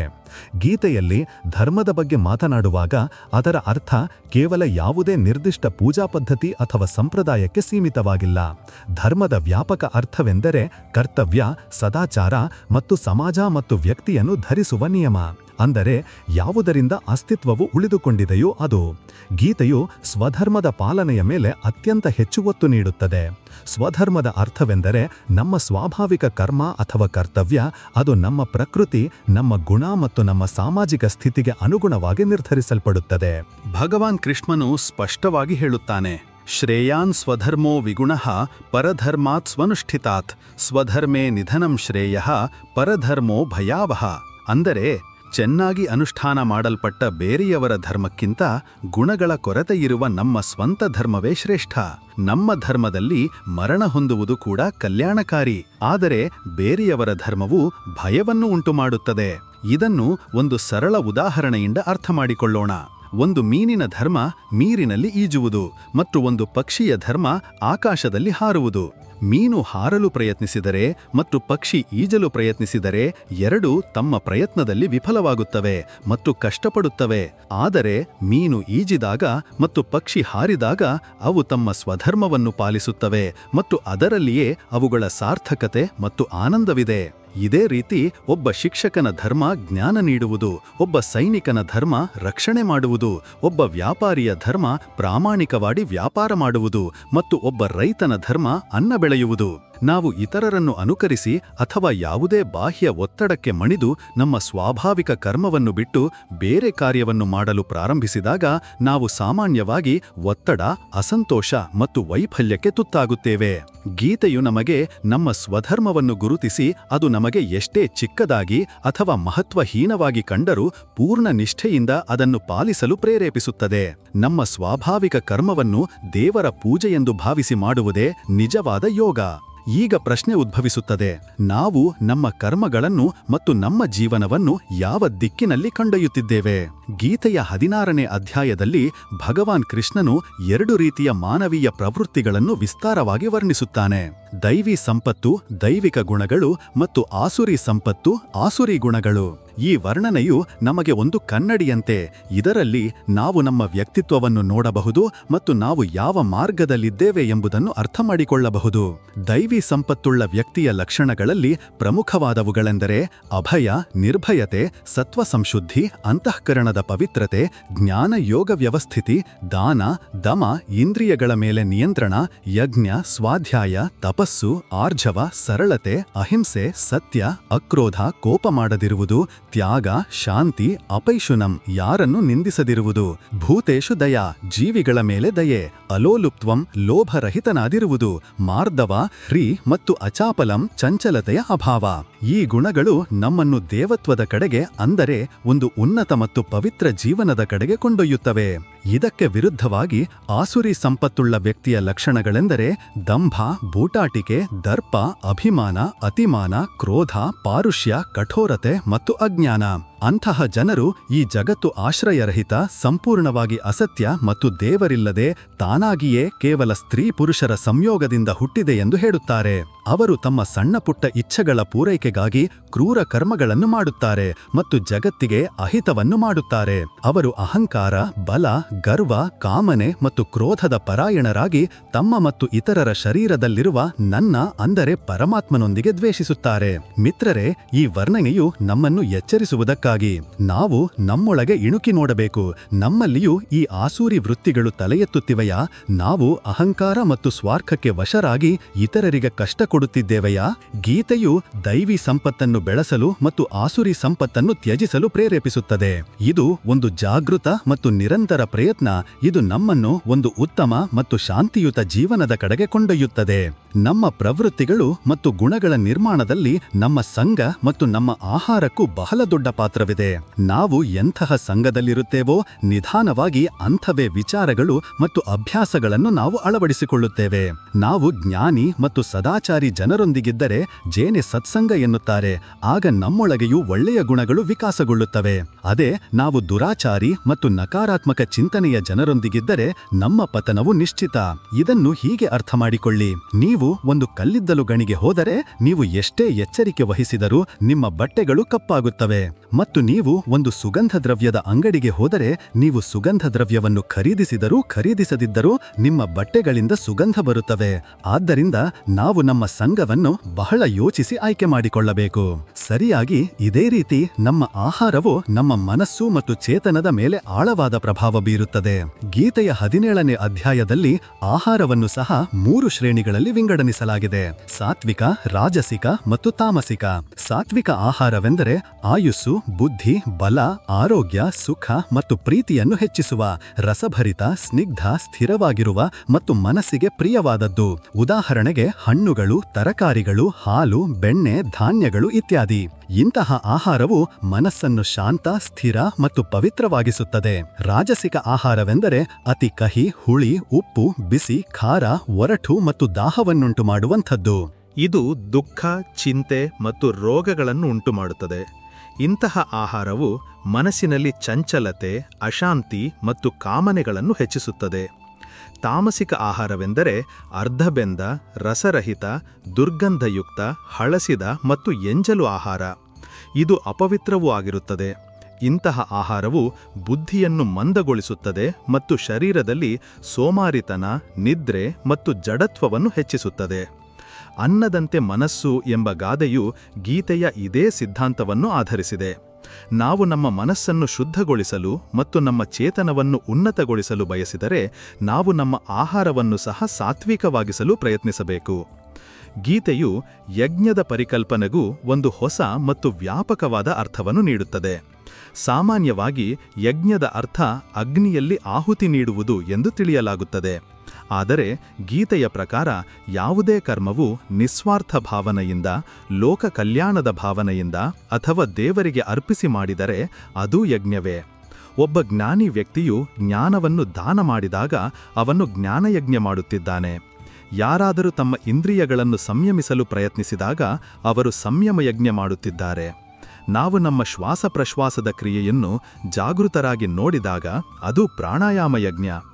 ಒಬ್ಬ ವಿದ್ಯಾರ್ಥಿಯು ಶ್ರದ್ಧೆಯಿಂದ ವಿದ್ಯಾಭ್ಯಾಸ ಮಾಡಿದಾಗ ಅದೂ ಒಂದು ಯಜ್ಞ. ಒಬ್ಬ ತಾಯಿ ತನ್ನ ಮಗುವನ್ನು ಪೋಷಿಸಿದಾಗ ಅವಳ ಆ ನಿಸ್ವಾರ್ಥ ಕರ್ಮವು ಒಂದು ಯಜ್ಞ. ಈ ದೃಷ್ಟಿಯಿಂದ ನೋಡಿದರೆ ನಮ್ಮ ಇಡೀ ಜೀವನವೇ ಒಂದು ಯಜ್ಞವಾಗಬಹುದು. ನಮ್ಮ ಪ್ರತಿಯೊಂದು ಕರ್ಮ, ಪ್ರತಿಯೊಂದು ವಿಚಾರ, ಪ್ರತಿಯೊಂದು ಶಬ್ದ ಆ ಪರಮ ಸತ್ಯಗೆ ಸಮರ್ಪಿತವಾದ ಒಂದು ಆಹುತಿಯಾಗಬಹುದು. ನಾವು ಈ ಭಾವನೆಯಿಂದ ಜೀವನ ನಡೆಸಿದಾಗ ನಮ್ಮ ಕರ್ಮಗಳು ನಮ್ಮನ್ನು ಬಂಧಿಸುವುದಿಲ್ಲ, ಬದಲಿಗೆ ನಮ್ಮನ್ನು ಪವಿತ್ರಗೊಳಿಸುತ್ತವೆ ಮತ್ತು ನಮ್ಮನ್ನು ಮುಕ್ತಿಯತ್ತ ಕೊಂಡೊಯ್ಯುತ್ತವೆ. ಇದು ಕರ್ಮವನ್ನು ಪೂಜೆಯನ್ನಾಗಿಸುವ ಕಲೆ. ಇದನ್ನು ಗೀತೆಯು ನಮಗೆ ಕಲಿಸುತ್ತದೆ. ಈ ಎಲ್ಲಾ ಸಾಧನಗಳ ಮೂಲದಲ್ಲಿ ದೇವರ ಸ್ವರೂಪವೇನು ಎಂಬುದನ್ನು ತಿಳಿಯುವುದು ಕೂಡ ಅವಶ್ಯಕ. ಗೀತೆಯಲ್ಲಿ ಭಗವಾನ್ ಕೃಷ್ಣನು ತನ್ನ ವಿರಾಟ್ ಮತ್ತು ಸರ್ವವ್ಯಾಪಿ ಸ್ವರೂಪವನ್ನು ವರ್ಣಿಸುತ್ತಾನೆ. ಅವನು ಹೇಳುತ್ತಾನೆ, ಈ ಸಂಸಾರದಲ್ಲಿ ಏನೇನಿದೆಯೋ ಅದೆಲ್ಲವೂ ತನ್ನಿಂದಲೇ ಹುಟ್ಟಿದೆ ಮತ್ತು ತನ್ನಲ್ಲಿಯೇ ಸ್ಥಿತವಾಗಿದೆ. ತಾನೇ ಸೃಷ್ಟಿಯ ಆದಿ, ಮಧ್ಯ ಮತ್ತು ಅಂತ್ಯ. ತಾನೇ ಸೂರ್ಯನ ತೇಜಸ್ಸು, ಚಂದ್ರನ ಶೀತಲತೆ ಮತ್ತು ವೇದಗಳಲ್ಲಿ ಓಂಕಾರ. ತಾನೇ ಎಲ್ಲಾ ಪ್ರಾಣಿಗಳಲ್ಲಿ ಜೀವನ ರೂಪದಲ್ಲಿ ನೆಲೆಸಿದ್ದಾನೆ. ಅವನು ಹೇಳುತ್ತಾನೆ, ಮತ್ತಃ ಪರತರಂ ನಾಣ್ಯತ್ ಕಿಂಚಿದಸ್ತಿ ಧನಂಜಯ, ಮಯಿ ಸರ್ವಮಿದಂ ಪ್ರೋತಂ ಸೂತ್ರೇ ಮಣಿಗಣ ಇವ. ಅಂದರೆ, ಹೇ ಧನಂಜಯ, ನನಗಿಂತ ಶ್ರೇಷ್ಠವಾದ ಬೇರೆ ಯಾವುದೇ ಪರಮ ಕಾರಣವಿಲ್ಲ. ಈ ಸಂಪೂರ್ಣ ಜಗತ್ತು ದಾರದಲ್ಲಿ ಮಣಿಗಳು ಪೋಣಿಸಿದಂತೆ ನನ್ನಲ್ಲಿ ಪೋಣಿಸಲ್ಪಟ್ಟಿದೆ. ಹೇಗೆ ಒಂದು ಮಾಲೆಯಲ್ಲಿ ಅನೇಕ ಮಣಿಗಳು ಒಂದೇ ದಾರದಲ್ಲಿ ಪೋಣಿಸಲ್ಪಟ್ಟಿರುತ್ತವೆಯೋ ಮತ್ತು ಆ ದಾರವೇ ಆ ಎಲ್ಲಾ ಮಣಿಗಳನ್ನು ಧರಿಸಿರುತ್ತದೆಯೋ, ಹಾಗೆಯೇ ಈ ಸೃಷ್ಟಿಯ ಸಮಸ್ತ ಚರಾಚರ ಜೀವಿಗಳು ಆ ಒಬ್ಬ ಪರಮೇಶ್ವರ ರೂಪದ ದಾರದಲ್ಲಿಯೇ ಪೋಣಿಸಲ್ಪಟ್ಟಿವೆ. ಈ ಜ್ಞಾನವು ನಮಗೆ ಸರ್ವಂ ಖಲ್ವಿದಂ ಬ್ರಹ್ಮ, ಎಲ್ಲವೂ ಬ್ರಹ್ಮವೇ ಎಂಬ ಅನುಭೂತಿಯನ್ನು ನೀಡುತ್ತದೆ. ನಾವು ಪ್ರತಿಯೊಂದು ಕಣದಲ್ಲಿ, ಪ್ರತಿಯೊಂದು ಜೀವಿಯಲ್ಲಿ ಅದೇ ಒಬ್ಬ ಪರಮಾತ್ಮನನ್ನು ದರ್ಶಿಸಲು ಪ್ರಾರಂಭಿಸಿದಾಗ ನಮ್ಮ ಮನಸ್ಸಿನಿಂದ ಭೇದಭಾವ, ಘೃಣೆ ಮತ್ತು ದ್ವೇಷವು ಕೊನೆಗೊಳ್ಳುತ್ತದೆ ಮತ್ತು ನಾವು ಎಲ್ಲರ ಪ್ರತಿ ಪ್ರೀತಿ ಮತ್ತು ಕರುಣೆಯಿಂದ ತುಂಬಿ ಹೋಗುತ್ತೇವೆ. ಗೀತೆಯ 11ನೇ ಅಧ್ಯಾಯದಲ್ಲಿ ಭಗವಾನ್ ಕೃಷ್ಣನು ಅರ್ಜುನನಿಗೆ ತನ್ನ ವಿರಾಟ್ ಸ್ವರೂಪವನ್ನು, ಅಂದರೆ ವಿಶ್ವರೂಪವನ್ನು ತೋರಿಸುತ್ತಾನೆ. ಇದು ಅತ್ಯಂತ ವಿಸ್ಮಯಕಾರಿ ಮತ್ತು ಅಲೌಕಿಕ ದೃಶ್ಯವಾಗಿದೆ. ಅರ್ಜುನನು ಭಗವಂತನ ಆ ವಿರಾಟ್ ರೂಪದಲ್ಲಿ ಸಂಪೂರ್ಣ ಬ್ರಹ್ಮಾಂಡವೂ ಅಡಕವಾಗಿರುವುದನ್ನು ನೋಡುತ್ತಾನೆ. ಅನೇಕ ಮುಖಗಳು, ಅನೇಕ ಕಣ್ಣುಗಳು, ಅನೇಕ ಅದ್ಭುತ ದೃಶ್ಯಗಳು, ದಿವ್ಯ ಆಭರಣಗಳು ಮತ್ತು ದಿವ್ಯ ಶಸ್ತ್ರಗಳು. ಆ ವಿರಾಟ್ ಸ್ವರೂಪದ ತೇಜಸ್ಸು ಸಾವಿರಾರು ಸೂರ್ಯರು ಒಂದೇ ಬಾರಿಗೆ ಉದಯಿಸಿದ ತೇಜಸ್ಸಿಗೆ ಸಮಾನವಾಗಿದೆ. ಅರ್ಜುನನು ಅದರಲ್ಲಿ ದೇವತೆಗಳನ್ನು, ಋಷಿಗಳನ್ನು ಮತ್ತು ಸಮಸ್ತ ಚರಾಚರ ಜಗತ್ತನ್ನು ನೋಡುತ್ತಾನೆ. ಭೀಷ್ಮ, ದ್ರೋಣ, ಕರ್ಣ ಮತ್ತು ಕೌರವ ಸೇನೆಯ ಇತರ ಯೋಧರು ಭಗವಂತನ ಆ ವಿಕರಾಳ ಮುಖದಲ್ಲಿ ಪ್ರವೇಶಿಸಿ ನಾಶವಾಗುತ್ತಿರುವುದನ್ನು ಅವನು ನೋಡುತ್ತಾನೆ. ಈ ದೃಶ್ಯವು ಅರ್ಜುನನನ್ನು ಭಯಭೀತನನ್ನಾಗಿಯೂ ಮತ್ತು ಆಶ್ಚರ್ಯಚಕಿತನನ್ನಾಗಿಯೂ ಮಾಡುತ್ತದೆ. ವಿಶ್ವರೂಪ ದರ್ಶನಕ್ಕೆ ಆಳವಾದ ದಾರ್ಶನಿಕ ಮಹತ್ವವಿದೆ. ಇದು ನಮಗೆ ಜೀವನದಲ್ಲಿ ಏನೇ ಆಗುತ್ತಿರಲಿ, ಅದು ನಮಗೆ ಒಳ್ಳೆಯದೆನಿಸಲಿ ಅಥವಾ ಕೆಟ್ಟದೆನಿಸಲಿ, ಪ್ರಿಯವೆನಿಸಲಿ ಅಥವಾ ಅಪ್ರಿಯವೆನಿಸಲಿ, ಅದೆಲ್ಲವೂ ಆ ದಿವ್ಯ ವಿಧಾನದ ಒಂದು ಅಂಗವೇ ಎಂದು ಕಲಿಸುತ್ತದೆ. ಸೃಷ್ಟಿ ಮತ್ತು ಸಂಹಾರ, ಜೀವನ ಮತ್ತು ಮರಣ, ಸುಖ ಮತ್ತು ದುಃಖ ಇವೆಲ್ಲವೂ ಆ ಒಂದೇ ಪರಮಸತ್ಯೆಯ ಲೀಲೆಯ ಭಾಗಗಳಾಗಿವೆ. ಈ ತಿಳುವಳಿಕೆಯು ನಮಗೆ ಜೀವನದ ದ್ವಂದ್ವಗಳನ್ನು ಸ್ವೀಕರಿಸಿ ಸಮಭಾವದಿಂದ ಅವುಗಳನ್ನು ಎದುರಿಸುವ ಶಕ್ತಿಯನ್ನು ನೀಡುತ್ತದೆ. ನಾವು ಕೇವಲ ಒಂದು ಸಂಘ ಅಲೆ ಮತ್ತು ಈ ಇಡೀ ಸಾಗರವು ಆ ಪರಮೇಶ್ವರನ ಸ್ವರೂಪವೇ ಎಂದು ನಾವು ತಿಳಿದುಕೊಳ್ಳುತ್ತೇವೆ. ಮಿತ್ರರೇ, ಗೀತೆಯ ಶಿಕ್ಷಣಗಳು ನಮಗೆ ಒಂದು ಸಮಗ್ರ ಜೀವನ ದೃಷ್ಟಿಯನ್ನು ನೀಡುತ್ತವೆ. ನಾವು ನಮ್ಮ ಸಾಮಾಜಿಕ ಮತ್ತು ಕೌಟುಂಬಿಕ ಕರ್ತವ್ಯಗಳನ್ನು ನಿರ್ವಹಿಸುತ್ತಲೇ ಆಧ್ಯಾತ್ಮಿಕ ಮಾರ್ಗದಲ್ಲಿ ಹೇಗೆ ನಡೆಯಬಹುದು ಎಂಬುದನ್ನು ಇದು ನಮಗೆ ತಿಳಿಸುತ್ತದೆ. ಇದಕ್ಕಾಗಿ ನಾವು ಮನೆಮಠ ಬಿಟ್ಟು ಕಾಡಿಗೆ ಹೋಗುವ ಅವಶ್ಯಕತೆ ಇಲ್ಲ. ನಾವು ಕೇವಲ ನಮ್ಮ ದೃಷ್ಟಿಕೋನವನ್ನು ಬದಲಾಯಿಸುವ ಅಗತ್ಯವಿದೆ. ನಾವು ನಮ್ಮ ಕರ್ಮಗಳನ್ನು ಆಸಕ್ತಿರಹಿತರಾಗಿ ಮಾಡಬೇಕು, ನಮ್ಮ ಮನಸ್ಸನ್ನು ವಿಕಾರಗಳಿಂದ ಶುದ್ಧಗೊಳಿಸಬೇಕು, ನಮ್ಮ ಬುದ್ಧಿಯನ್ನು ಸತ್ಸಂಗ ಮತ್ತು ಸ್ವಾಧ್ಯಾಯದಿಂದ ನಿರ್ಮಲಗೊಳಿಸಬೇಕು ಮತ್ತು ನಮ್ಮ ಹೃದಯವನ್ನು ದೇವರ ಪ್ರತಿ ಪ್ರೀತಿ ಮತ್ತು ಶ್ರದ್ಧೆಯಿಂದ ತುಂಬಿಸಬೇಕು. ನಾವು ನಮ್ಮ ಸ್ವಧರ್ಮವನ್ನು ಪಾಲಿಸಬೇಕು, ನಮ್ಮ ಸಂಘ ಮತ್ತು ಆಹಾರವನ್ನು ಶುದ್ಧವಾಗಿಟ್ಟುಕೊಳ್ಳಬೇಕು ಮತ್ತು ಪ್ರತಿಯೊಂದು ಜೀವಿಯಲ್ಲಿಯೂ ದೇವರ ಅಂಶವನ್ನು ನೋಡಬೇಕು. ಈ ಮಾರ್ಗವು ಕಠಿಣವೆನಿಸಬಹುದು, ಆದರೆ ಇದು ಅಸಾಧ್ಯವಲ್ಲ. ಭಗವಾನ್ ಕೃಷ್ಣನು ಗೀತೆಯ ಕೊನೆಯಲ್ಲಿ ಅರ್ಜುನನಿಗೆ ಈ ಭರವಸೆಯನ್ನು ನೀಡಿದ್ದಾನೆ. ಸರ್ವಧರ್ಮಾನ್ ಪರಿತ್ಯಜ್ಯ ಮಾಮೇಕಂ ಶರಣಂ ವ್ರಜ, ಅಹಂ ತ್ವಾ ಸರ್ವ ಪಾಪೇಭ್ಯೋ ಮೋಕ್ಷಯಿಷ್ಯಾಮಿ ಮಾ ಶುಚಃ. ಅಂದರೆ ಸಮಸ್ತ ಧರ್ಮಗಳ ಆಶ್ರಯವನ್ನು ತ್ಯಜಿಸಿ ನೀನು ಕೇವಲ ನನ್ನೊಬ್ಬನ ಶರಣಿಗೆ ಬಾ, ನಾನು ನಿನ್ನನ್ನು ಸಮಸ್ತ ಪಾಪಗಳಿಂದ ಮುಕ್ತಗೊಳಿಸುತ್ತೇನೆ, ನೀನು ಶೋಕಿಸಬೇಡ. ಈ ಭರವಸೆಯು ಕೇವಲ ಅರ್ಜುನನಿಗಲ್ಲ, ನಮ್ಮೆಲ್ಲರಿಗೂ. ನಾವು ಸತ್ಯವಾದ ಹೃದಯದಿಂದ ಆ ಪರಮ ಶಕ್ತಿಯ ಶರಣು ಹೋದರೆ ಅದು ಖಂಡಿತವಾಗಿಯೂ ನಮ್ಮ ಕೈ ಹಿಡಿಯುತ್ತದೆ ಮತ್ತು ನಮ್ಮನ್ನು ಈ ಭವಸಾಗರದಿಂದ ಪಾರು ಮಾಡುತ್ತದೆ. ಹಾಗಾದರೆ ಬನ್ನಿ, ನಾವು ಇಂದಿನಿಂದಲೇ ಈ ದಿವ್ಯ ಜ್ಞಾನವನ್ನು ನಮ್ಮ ಜೀವನದ ಆಧಾರವನ್ನಾಗಿ ಮಾಡಿಕೊಳ್ಳೋಣ. ನಮ್ಮ ಪ್ರತಿಯೊಂದು ದಿನವನ್ನು ಒಂದು ಅವಕಾಶವೆಂದು ಭಾವಿಸೋಣ. ನಮ್ಮ ಪ್ರತಿಯೊಂದು ಕರ್ಮವನ್ನು ಒಂದು ಪೂಜೆಯೆಂದು ಭಾವಿಸೋಣ ಮತ್ತು ಪ್ರತಿಯೊಂದು ಸವಾಲನ್ನು ನಮ್ಮ ವಿಕಾಸದ ಒಂದು ಮಾಧ್ಯಮವೆಂದು ಭಾವಿಸೋಣ. ಶಾಂತ ಮನಸ್ಸು, ಸಮತೋಲಿತ ಜೀವನ, ನಿಸ್ವಾರ್ಥ ಕರ್ಮ ಮತ್ತು ಅಚಲ ಶ್ರದ್ಧೆಯೊಂದಿಗೆ ನಾವು ಖಂಡಿತವಾಗಿಯೂ ಒಂದು ಸಾರ್ಥಕ, ಆನಂದಮಯ ಮತ್ತು ಯಶಸ್ವಿ ಜೀವನವನ್ನು ನಡೆಸಬಹುದು. ಈಗ ನಾವು ಈ ಗೀತಾಯಾತ್ರೆಯ ಅತ್ಯಂತ ಆಳವಾದ ಹಂತವನ್ನು ಪ್ರವೇಶಿಸುತ್ತಿದ್ದೇವೆ.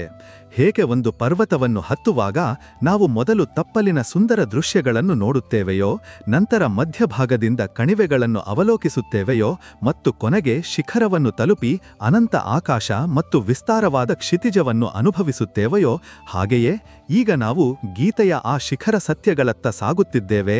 ಅವು ನಮಗೆ ಆತ್ಮ ಸಾಕ್ಷಾತ್ಕಾರ ಮತ್ತು ಪರಮ ಮುಕ್ತಿಯ ಮಾರ್ಗವನ್ನು ತೋರಿಸುತ್ತವೆ. ಈ ಮಾರ್ಗವನ್ನು ಅರ್ಥ ಮಾಡಿಕೊಳ್ಳಲು ಗೀತೆಯಲ್ಲಿ ಒಂದು ಬಹಳ ಸುಂದರ ಮತ್ತು ಪ್ರಸಿದ್ಧ ರೂಪಕವನ್ನು ಬಳಸಲಾಗಿದೆ: ಶರೀರ ರೂಪಿ ರಥದ ರೂಪಕ. ಕಲ್ಪಿಸಿಕೊಳ್ಳಿ, ಈ ಶರೀರ ಒಂದು ರಥ. ಈ ರಥವನ್ನು 5 ಶಕ್ತಿಶಾಲಿ ಕುದುರೆಗಳು ಎಳೆಯುತ್ತಿವೆ. ಈ ಕುದುರೆಗಳೆಂದರೆ ನಮ್ಮ 5 ಇಂದ್ರಿಯಗಳು: ಕಣ್ಣು, ಕಿವಿ, ಮೂಗು, ನಾಲಿಗೆ ಮತ್ತು ಚರ್ಮ. ಈ ಕುದುರೆಗಳು ಯಾವಾಗಲೂ ಬಾಹ್ಯ ವಿಷಯಗಳತ್ತ, ಅಂದರೆ ಸುಂದರ ದೃಶ್ಯಗಳು, ಮಧುರ ಧ್ವನಿಗಳು, ಸುಗಂಧ, ರುಚಿಕರವಾದ ಆಹಾರ ಮತ್ತು ಕೋಮಲ ಸ್ಪರ್ಶದತ್ತ ಓಡುತ್ತಿರುತ್ತವೆ. ಈ ಕುದುರೆಗಳ ಲಗಾಮು ನಮ್ಮ ಮನಸ್ಸು. ಅದು ಅತ್ಯಂತ ಚಂಚಲ ಮತ್ತು ಶಕ್ತಿಶಾಲಿ. ಈ ಲಗಾಮನ್ನು ಹಿಡಿದಿರುವವನು ಸಾರಥಿ, ಅದು ನಮ್ಮ ಬುದ್ಧಿ. ಮತ್ತು ರಥದೊಳಗೆ ಕುಳಿತಿರುವ ಸ್ವಾಮಿ ನಮ್ಮ ಆತ್ಮ, ಅಂದರೆ ನಾವೇ. ಈಗ ಯೋಚಿಸಿ, ಸಾರಥಿ ಬುದ್ಧಿ ಜಾಗೃತ ಮತ್ತು ಬಲಶಾಲಿಯಾಗಿ ಇಲ್ಲದಿದ್ದರೆ ಮತ್ತು ಲಗಾಮು ಸಡಿಲವಾಗಿದ್ದರೆ ಈ ಕುದುರೆಗಳು ರಥವನ್ನು ತಮ್ಮ ಇಚ್ಛೆಯಂತೆ ಎಲ್ಲಿಗಾದರೂ ಯಾವುದೇ ಹೊಂಡ ಅಥವಾ ಕಂದಕದಲ್ಲಿ ಬೀಳಿಸುತ್ತವೆ. ನಮ್ಮ ಜೀವನವೂ ಹಾಗೆಯೇ. ನಮ್ಮ ಬುದ್ಧಿಯು ವಿವೇಕಪೂರ್ಣ ಮತ್ತು ದೃಢವಾಗಿ ಇಲ್ಲದಿದ್ದರೆ ಮತ್ತು ನಮ್ಮ ಮನಸ್ಸು ಅನಿಯಂತ್ರಿತವಾಗಿದ್ದರೆ ನಮ್ಮ ಇಂದ್ರಿಯಗಳು ನಮ್ಮನ್ನು ಭೋಗವಿಲಾಸ ಮತ್ತು ಪತನದ ಮಾರ್ಗಕ್ಕೆ ಕೊಂಡೊಯ್ಯುತ್ತವೆ. ಆದ್ದರಿಂದ ಆತ್ಮನಿಯಂತ್ರಣದ ಈ ಯಾತ್ರೆಯು ಬುದ್ಧಿರೂಪಿ ಸಾರಥಿಯನ್ನು ಸಶಕ್ತಗೊಳಿಸುವ, ಮನಸ್ಸುರೂಪಿ ಲಗಾಮನ್ನು ಬಿಗಿಗೊಳಿಸುವ ಮತ್ತು ಇಂದ್ರಿಯರೂಪಿ ಕುದುರೆಗಳನ್ನು ಸರಿಯಾದ ದಿಕ್ಕಿನಲ್ಲಿ ಓಡಿಸುವ ಯಾತ್ರೆಯಾಗಿದೆ. ಅರ್ಜುನನು ಈ ಕಷ್ಟವನ್ನು ಅರ್ಥ ಮಾಡಿಕೊಳ್ಳುತ್ತಾನೆ. ಅವನು ಭಗವಾನ್ ಕೃಷ್ಣನಿಗೆ ಹೇಳುತ್ತಾನೆ: ಹೇ ಕೃಷ್ಣ, ಈ ಮನಸ್ಸು ಬಹಳ ಚಂಚಲ, ಪ್ರಮಥನ ಸ್ವಭಾವದ್ದು, ಬಹಳ ದೃಢ ಮತ್ತು ಬಲಶಾಲಿ. ಅದನ್ನು ವಶಪಡಿಸಿಕೊಳ್ಳುವುದು ಗಾಳಿಯನ್ನು ತಡೆಯುವಷ್ಟೇ ಅತ್ಯಂತ ಕಷ್ಟಕರವೆಂದು ನಾನು ಭಾವಿಸುತ್ತೇನೆ. ಇದು ನಮ್ಮೆಲ್ಲರ ಅನುಭವ. ನಾವು ಯಾವುದೇ ಒಳ್ಳೆಯ ಕೆಲಸದ ಮೇಲೆ ಗಮನ ಕೇಂದ್ರೀಕರಿಸಲು ಪ್ರಯತ್ನಿಸಿದಾಗ ನಮ್ಮ ಮನಸ್ಸು ಸಾವಿರಾರು ದಿಕ್ಕುಗಳಲ್ಲಿ ಓಡಲು ಪ್ರಾರಂಭಿಸುತ್ತದೆ. ಭಗವಾನ್ ಕೃಷ್ಣನು ಇದಕ್ಕೆ ಪರಿಹಾರವನ್ನು ಹೇಳುತ್ತಾನೆ. ಅವನು ಹೇಳುತ್ತಾನೆ: ಹೇ ಮಹಾಬಾಹೋ, ನಿಸ್ಸಂದೇಹವಾಗಿ ಮನಸ್ಸು ಚಂಚಲ ಮತ್ತು ಕಷ್ಟದಿಂದ ವಶಕ್ಕೆ ಬರುವಂಥದ್ದು. ಆದರೆ ಇದನ್ನು ಅಭ್ಯಾಸ ಮತ್ತು ವೈರಾಗ್ಯದಿಂದ ವಶಪಡಿಸಬಹುದು. ಅಭ್ಯಾಸದ ಅರ್ಥ ಮನಸ್ಸನ್ನು ಪದೇ ಪದೇ ಕೆಟ್ಟ ಆಲೋಚನೆಗಳಿಂದ ಹಿಂತೆಗೆದು ಒಳ್ಳೆಯ ಮತ್ತು ಸಾತ್ವಿಕ ಆಲೋಚನೆಗಳಲ್ಲಿ ತೊಡಗಿಸುವ ನಿರಂತರ ಪ್ರಯತ್ನ. ಇದು ಒಂದು ಸ್ನಾಯುವನ್ನು ತರಬೇತಿಗೊಳಿಸಿದಂತೆ. ನೀವು ಅದನ್ನು ಎಷ್ಟು ಹೆಚ್ಚು ಬಳಸುತ್ತೀರೋ ಅದು ಅಷ್ಟೇ ಬಲಶಾಲಿಯಾಗುತ್ತದೆ. ವೈರಾಗ್ಯದ ಅರ್ಥ ಸಂಸಾರಿಕ ವಿಷಯಗಳಲ್ಲಿ ಮನಸ್ಸು ಪದೇ ಪದೇ ಯಾವುದರತ್ತ ಓಡುತ್ತದೆಯೋ ಅವುಗಳ ದೋಷಗಳನ್ನು ನೋಡಿ ಅವುಗಳಿಂದ ಆಸಕ್ತಿಯನ್ನು ತೆಗೆದುಹಾಕುವುದು. ಸಾಂಸಾರಿಕ ಸುಖಗಳು ಕ್ಷಣಿಕ ಮತ್ತು ಅಂತಿಮವಾಗಿ ದುಃಖಕ್ಕೆ ಕಾರಣವಾಗುತ್ತವೆ ಎಂದು ನಮಗೆ ಅರ್ಥವಾದಾಗ ನಮ್ಮ ಮನಸ್ಸು ಸ್ವಾಭಾವಿಕವಾಗಿ ಅವುಗಳಿಂದ ವಿಮುಖವಾಗಲು ಪ್ರಾರಂಭಿಸುತ್ತದೆ. ಅಭ್ಯಾಸ ಮತ್ತು ವೈರಾಗ್ಯವು ಒಂದು ಗಾಡಿಯ 2 ಚಕ್ರಗಳಂತೆ. ಅವುಗಳಿಲ್ಲದೆ ಆತ್ಮನಿಯಂತ್ರಣದ ಗಾಡಿಯು ಮುಂದೆ ಸಾಗಲು ಸಾಧ್ಯವಿಲ್ಲ. ಮನಸ್ಸನ್ನು ನಿಯಂತ್ರಿಸಲು ಮತ್ತು ಬುದ್ಧಿಯನ್ನು ಸ್ಥಿರಗೊಳಿಸಲು ಅತ್ಯಂತ ಶಕ್ತಿಶಾಲಿ ಸಾಧನವೆಂದರೆ ಧ್ಯಾನಯೋಗ. ಇದರ ವರ್ಣನೆಯನ್ನು ಗೀತೆಯ 6ನೇ ಅಧ್ಯಾಯದಲ್ಲಿ ವಿಸ್ತಾರವಾಗಿ ಮಾಡಲಾಗಿದೆ. ಭಗವಾನ್ ಕೃಷ್ಣನು ಧ್ಯಾನಕ್ಕಾಗಿ ಪ್ರಾಯೋಗಿಕ ನಿರ್ದೇಶನಗಳನ್ನು ನೀಡುತ್ತಾನೆ. ಅವನು ಹೇಳುತ್ತಾನೆ: ಯೋಗಿಯು ಏಕಾಂತ ಸ್ಥಳದಲ್ಲಿ ನೆಲೆಸಿ ತನ್ನ ಮನಸ್ಸು ಮತ್ತು ಇಂದ್ರಿಯಗಳನ್ನು ನಿಯಂತ್ರಿಸಿ ಆಶಾರಹಿತನಾಗಿ ಮತ್ತು ಸಂಗ್ರಹರಹಿತನಾಗಿ ನಿರಂತರವಾಗಿ ಪರಮಾತ್ಮನಲ್ಲಿ ನೆಲೆಗೊಳ್ಳಬೇಕು. ಧ್ಯಾನಕ್ಕಾಗಿ ಒಂದು ಶುದ್ಧ ಸ್ಥಳದಲ್ಲಿ, ಅದು ಅತಿ ಎತ್ತರವೂ ಅಲ್ಲ ಅತಿ ತಗ್ಗಾಗಿಯೂ ಇಲ್ಲದ ಜಾಗದಲ್ಲಿ ದರ್ಭೆ, ಜಿಂಕೆ ಚರ್ಮ ಮತ್ತು ವಸ್ತ್ರವನ್ನು ಹಾಸಿ ತನ್ನ ಆಸನವನ್ನು ಸ್ಥಾಪಿಸಬೇಕು. ಆ ಆಸನದಲ್ಲಿ ಕುಳಿತು ಮನಸ್ಸನ್ನು ಏಕಾಗ್ರಗೊಳಿಸಿ ಚಿತ್ತ ಮತ್ತು ಇಂದ್ರಿಯಗಳ ಕ್ರಿಯೆಗಳನ್ನು ವಶದಲ್ಲಿಟ್ಟುಕೊಂಡು ಅಂತಃಕರಣದ ಶುದ್ಧಿಗಾಗಿ ಯೋಗವನ್ನು ಅಭ್ಯಾಸ ಮಾಡಬೇಕು. ಶರೀರ, ತಲೆ ಮತ್ತು ಕುತ್ತಿಗೆಯನ್ನು ನೇರವಾಗಿ ಮತ್ತು ಅಚಲವಾಗಿ ಇಟ್ಟುಕೊಂಡು ಸ್ಥಿರವಾಗಿ ತನ್ನ ನಾಸಿಕದ ಅಗ್ರಭಾಗದಲ್ಲಿ ದೃಷ್ಟಿಯನ್ನು ನೆಟ್ಟು ಬೇರೆ ದಿಕ್ಕುಗಳನ್ನು ನೋಡದೆ ಶಾಂತ ಮತ್ತು ನಿರ್ಭಯ ಮನಸ್ಸಿನಿಂದ ಬ್ರಹ್ಮಚರ್ಯ ವ್ರತದಲ್ಲಿ ಸ್ಥಿತನಾಗಿ ಮನಸ್ಸನ್ನು ಸಂಯಮಿಸಿ ನನ್ನಲ್ಲಿ ಪರಮಾತ್ಮನಲ್ಲಿ ಚಿತ್ತವನ್ನು ನೆಟ್ಟು ಸ್ಥಿತನಾಗಬೇಕು. ಈ ರೀತಿ ಯೋಗಿಯು ನಿಯಮಿತವಾಗಿ ಅಭ್ಯಾಸ ಮಾಡಿದರೆ ಅವನು ಪರಮ ಶಾಂತಿಯನ್ನು, ಅಂದರೆ ನಿರ್ವಾಣದ ಪರಾಕಾಷ್ಠೆಯಾದ ಮತ್ತು ನನ್ನಲ್ಲಿ ನೆಲೆಸಿರುವ ಸ್ಥಿತಿಯನ್ನು ಪಡೆಯುತ್ತಾನೆ. ಧ್ಯಾನವು ಕೇವಲ ಕಣ್ಣು ಮುಚ್ಚಿ ಕುಳಿತುಕೊಳ್ಳುವುದಲ್ಲ, ಇದು ನಮ್ಮೊಳಗಿನ ಯಾತ್ರೆ, ನಮ್ಮ ಮನಸ್ಸಿನ ಆಳಕ್ಕೆ ಇಳಿದು ನಮ್ಮ ನಿಜವಾದ ಸ್ವರೂಪವನ್ನು ಗುರುತಿಸುವ ಪ್ರಕ್ರಿಯೆ. ಹೇಗೆ ಕೊಳಕು ನೀರನ್ನು ಸ್ವಲ್ಪ ಹೊತ್ತು ಸ್ಥಿರವಾಗಿ ಬಿಟ್ಟರೆ ಎಲ್ಲ ಕೊಳಕು ಕೆಳಗೆ ಕುಳಿತುಕೊಂಡು ಸ್ವಚ್ಛ ನೀರು ಮೇಲೆ ಬರುತ್ತದೆಯೋ, ಹಾಗೆಯೇ ಧ್ಯಾನದ ಮೂಲಕ ಮನಸ್ಸಿನ ವೃತ್ತಿಗಳು ಶಾಂತವಾದಾಗ ಆತ್ಮದ ಸ್ವಚ್ಛ ಸ್ವರೂಪವು ಪ್ರಕಟವಾಗುತ್ತದೆ. ಈ ಆತ್ಮಸ್ವರೂಪ ಯಾವುದು? ಇದನ್ನೇ ವಿವರಿಸಲು ಗೀತೆಯ 13ನೇ ಅಧ್ಯಾಯದಲ್ಲಿ ಕ್ಷೇತ್ರ ಮತ್ತು ಕ್ಷೇತ್ರಜ್ಞರ ಜ್ಞಾನವನ್ನು ನೀಡಲಾಗಿದೆ. ಭಗವಂತನು ಹೇಳುತ್ತಾನೆ, ಹೇ ಅರ್ಜುನ, ಈ ಶರೀರವನ್ನು ಕ್ಷೇತ್ರ ಎಂದು ಕರೆಯಲಾಗುತ್ತದೆ ಮತ್ತು ಇದನ್ನು ತಿಳಿದವನನ್ನು ಕ್ಷೇತ್ರಜ್ಞ ಎನ್ನುತ್ತಾರೆ. ಮನಸ್ಸು, ಬುದ್ಧಿ, ಅಹಂಕಾರ ಮತ್ತು 5 ಇಂದ್ರಿಯಗಳನ್ನು ಒಳಗೊಂಡ ಈ ಶರೀರವು ಒಂದು ಹೊಲದಂತೆ. ಹೇಗೆ ಹೊಲದಲ್ಲಿ ಬೀಜ ಬಿತ್ತಿದರೆ ಬೆಳೆ ಬರುತ್ತದೆಯೋ, ಹಾಗೆಯೇ ಈ ಶರೀರರೂಪಿ ಕ್ಷೇತ್ರದಲ್ಲಿ ನಾವು ಹೇಗೆ ಕರ್ಮ ಮಾಡುತ್ತೇವೆಯೋ ಹಾಗೆಯೇ ನಮಗೆ ಸುಖ ದುಃಖ ರೂಪಿ ಫಲಗಳು ಸಿಗುತ್ತವೆ. ಈ ಕ್ಷೇತ್ರವು ಪರಿವರ್ತನಶೀಲ. ಇದು ಹುಟ್ಟುತ್ತದೆ, ಬೆಳೆಯುತ್ತದೆ, ಬದಲಾಗುತ್ತದೆ ಮತ್ತು ನಾಶವಾಗುತ್ತದೆ. ಆದರೆ ಈ ಕ್ಷೇತ್ರವನ್ನು ತಿಳಿದವನು, ಅಂದರೆ ಕ್ಷೇತ್ರಜ್ಞ, ಅದು ಆತ್ಮ ಅಥವಾ ಚೇತನ, ಅದು ಅಪರಿವರ್ತನಶೀಲ, ನಿತ್ಯ ಮತ್ತು ಶಾಶ್ವತ. ನಾವು ತಪ್ಪಾಗಿ ನಮ್ಮನ್ನು ಈ ಕ್ಷೇತ್ರ ಶರೀರ ಎಂದು ಭಾವಿಸುತ್ತೇವೆ. ನಾವು ಹೇಳುತ್ತೇವೆ, ನಾನು ದಪ್ಪಗಿದ್ದೇನೆ, ನಾನು ದುಃಖಿಯಾಗಿದ್ದೇನೆ, ನಾನು ಭಾರತೀಯ. ಆದರೆ ಇವೆಲ್ಲವೂ ಶರೀರ ಮತ್ತು ಮನಸ್ಸಿನ ಧರ್ಮಗಳು, ಆತ್ಮದ ಧರ್ಮಗಳಲ್ಲ. ಜ್ಞಾನಯೋಗದ ಮಾರ್ಗವು ನಮ್ಮನ್ನು ಈ ಭ್ರಮೆಯಿಂದ ಹೊರತರುವುದಾಗಿದೆ. ಇದು ನಮಗೆ ನಾವು ದೃಶ್ಯವಲ್ಲ ಎಂಬ ವಿವೇಕವನ್ನು ನೀಡುತ್ತದೆ. ನಾವು ಚಲನಚಿತ್ರ ನೋಡುವವರು, ಚಲನಚಿತ್ರದ ಪಾತ್ರವಲ್ಲ. ಒಬ್ಬ ವ್ಯಕ್ತಿ ಚಲನಚಿತ್ರ ನೋಡುತ್ತಾ ಪಾತ್ರಗಳ ದುಃಖದಲ್ಲಿ ಅಳಲು ಮತ್ತು ಸುಖದಲ್ಲಿ ನಗಲು ಪ್ರಾರಂಭಿಸಿದಾಗ ಅವನು ತಾನು ಕೇವಲ ಒಬ್ಬ ಪ್ರೇಕ್ಷಕ ಎಂಬುದನ್ನು ಮರೆಯುತ್ತಾನೆ. ಇದೇ ರೀತಿ ನಾವು ಜೀವನವೆಂಬ ಚಲನಚಿತ್ರದಲ್ಲಿ ಎಷ್ಟು ಕಳೆದು ಹೋಗುತ್ತೇವೆಂದರೆ ನಾವು ನಮ್ಮ ದೃಷ್ಟಾ ಸ್ವರೂಪವನ್ನು ಮರೆತು ನಮ್ಮನ್ನು ನಟರೆಂದು ಭಾವಿಸುತ್ತೇವೆ. ಜ್ಞಾನಯೋಗವು ನಮಗೆ ಸಾಕ್ಷಿಭಾವದಲ್ಲಿ ನೆಲೆಗೊಳ್ಳಲು ಕಲಿಸುತ್ತದೆ. ಜೀವನದ ಘಟನೆಗಳನ್ನು ಆಸಕ್ತಿ ಇಲ್ಲದೆ ಒಬ್ಬ ಸಾಕ್ಷಿಯಂತೆ ನೋಡುವುದು. ಈ ತಿಳುವಳಿಕೆಯು ನಮಗೆ ಜೀವನದ ದುಃಖಗಳಿಂದ ತಕ್ಷಣವೇ ಮುಕ್ತಿ ನೀಡುತ್ತದೆ. ಈ ಜ್ಞಾನವನ್ನು ಪಡೆದು ಜೀವನದಲ್ಲಿ ಅಳವಡಿಸಿಕೊಳ್ಳಲು ನಾವು ಕೆಲವು ಗುಣಗಳನ್ನು ಧಾರಣೆ ಮಾಡಬೇಕಾಗುತ್ತದೆ. ಗೀತೆಯ 17ನೇ ಅಧ್ಯಾಯದಲ್ಲಿ ತಪಸ್ಸು, ದಾನ ಮತ್ತು ಯಜ್ಞವನ್ನು ಸಹ ಸಾತ್ವಿಕ, ರಾಜಸಿಕ ಮತ್ತು ತಾಮಸಿಕ ಶ್ರೇಣಿಗಳಲ್ಲಿ ವಿಂಗಡಿಸಲಾಗಿದೆ. ಇದು ಕೇವಲ ಒಳ್ಳೆಯ ಕೆಲಸ ಮಾಡುವುದು ಸಾಕಾಗುವುದಿಲ್ಲ, ಅದನ್ನು ಸರಿಯಾದ ಭಾವನೆ ಮತ್ತು ಸರಿಯಾದ ರೀತಿಯಲ್ಲಿ ಮಾಡುವುದು ಕೂಡ ಅವಶ್ಯಕವೆಂದು ನಮಗೆ ಕಲಿಸುತ್ತದೆ. ತಪಸ್ಸು ಎಂದರೆ ಕೇವಲ ಶರೀರಕ್ಕೆ ಕಷ್ಟ ಕೊಡುವುದಲ್ಲ. ಗೀತೆಯು 3 ರೀತಿಯ ತಪಸ್ಸನ್ನು ವರ್ಣಿಸುತ್ತದೆ.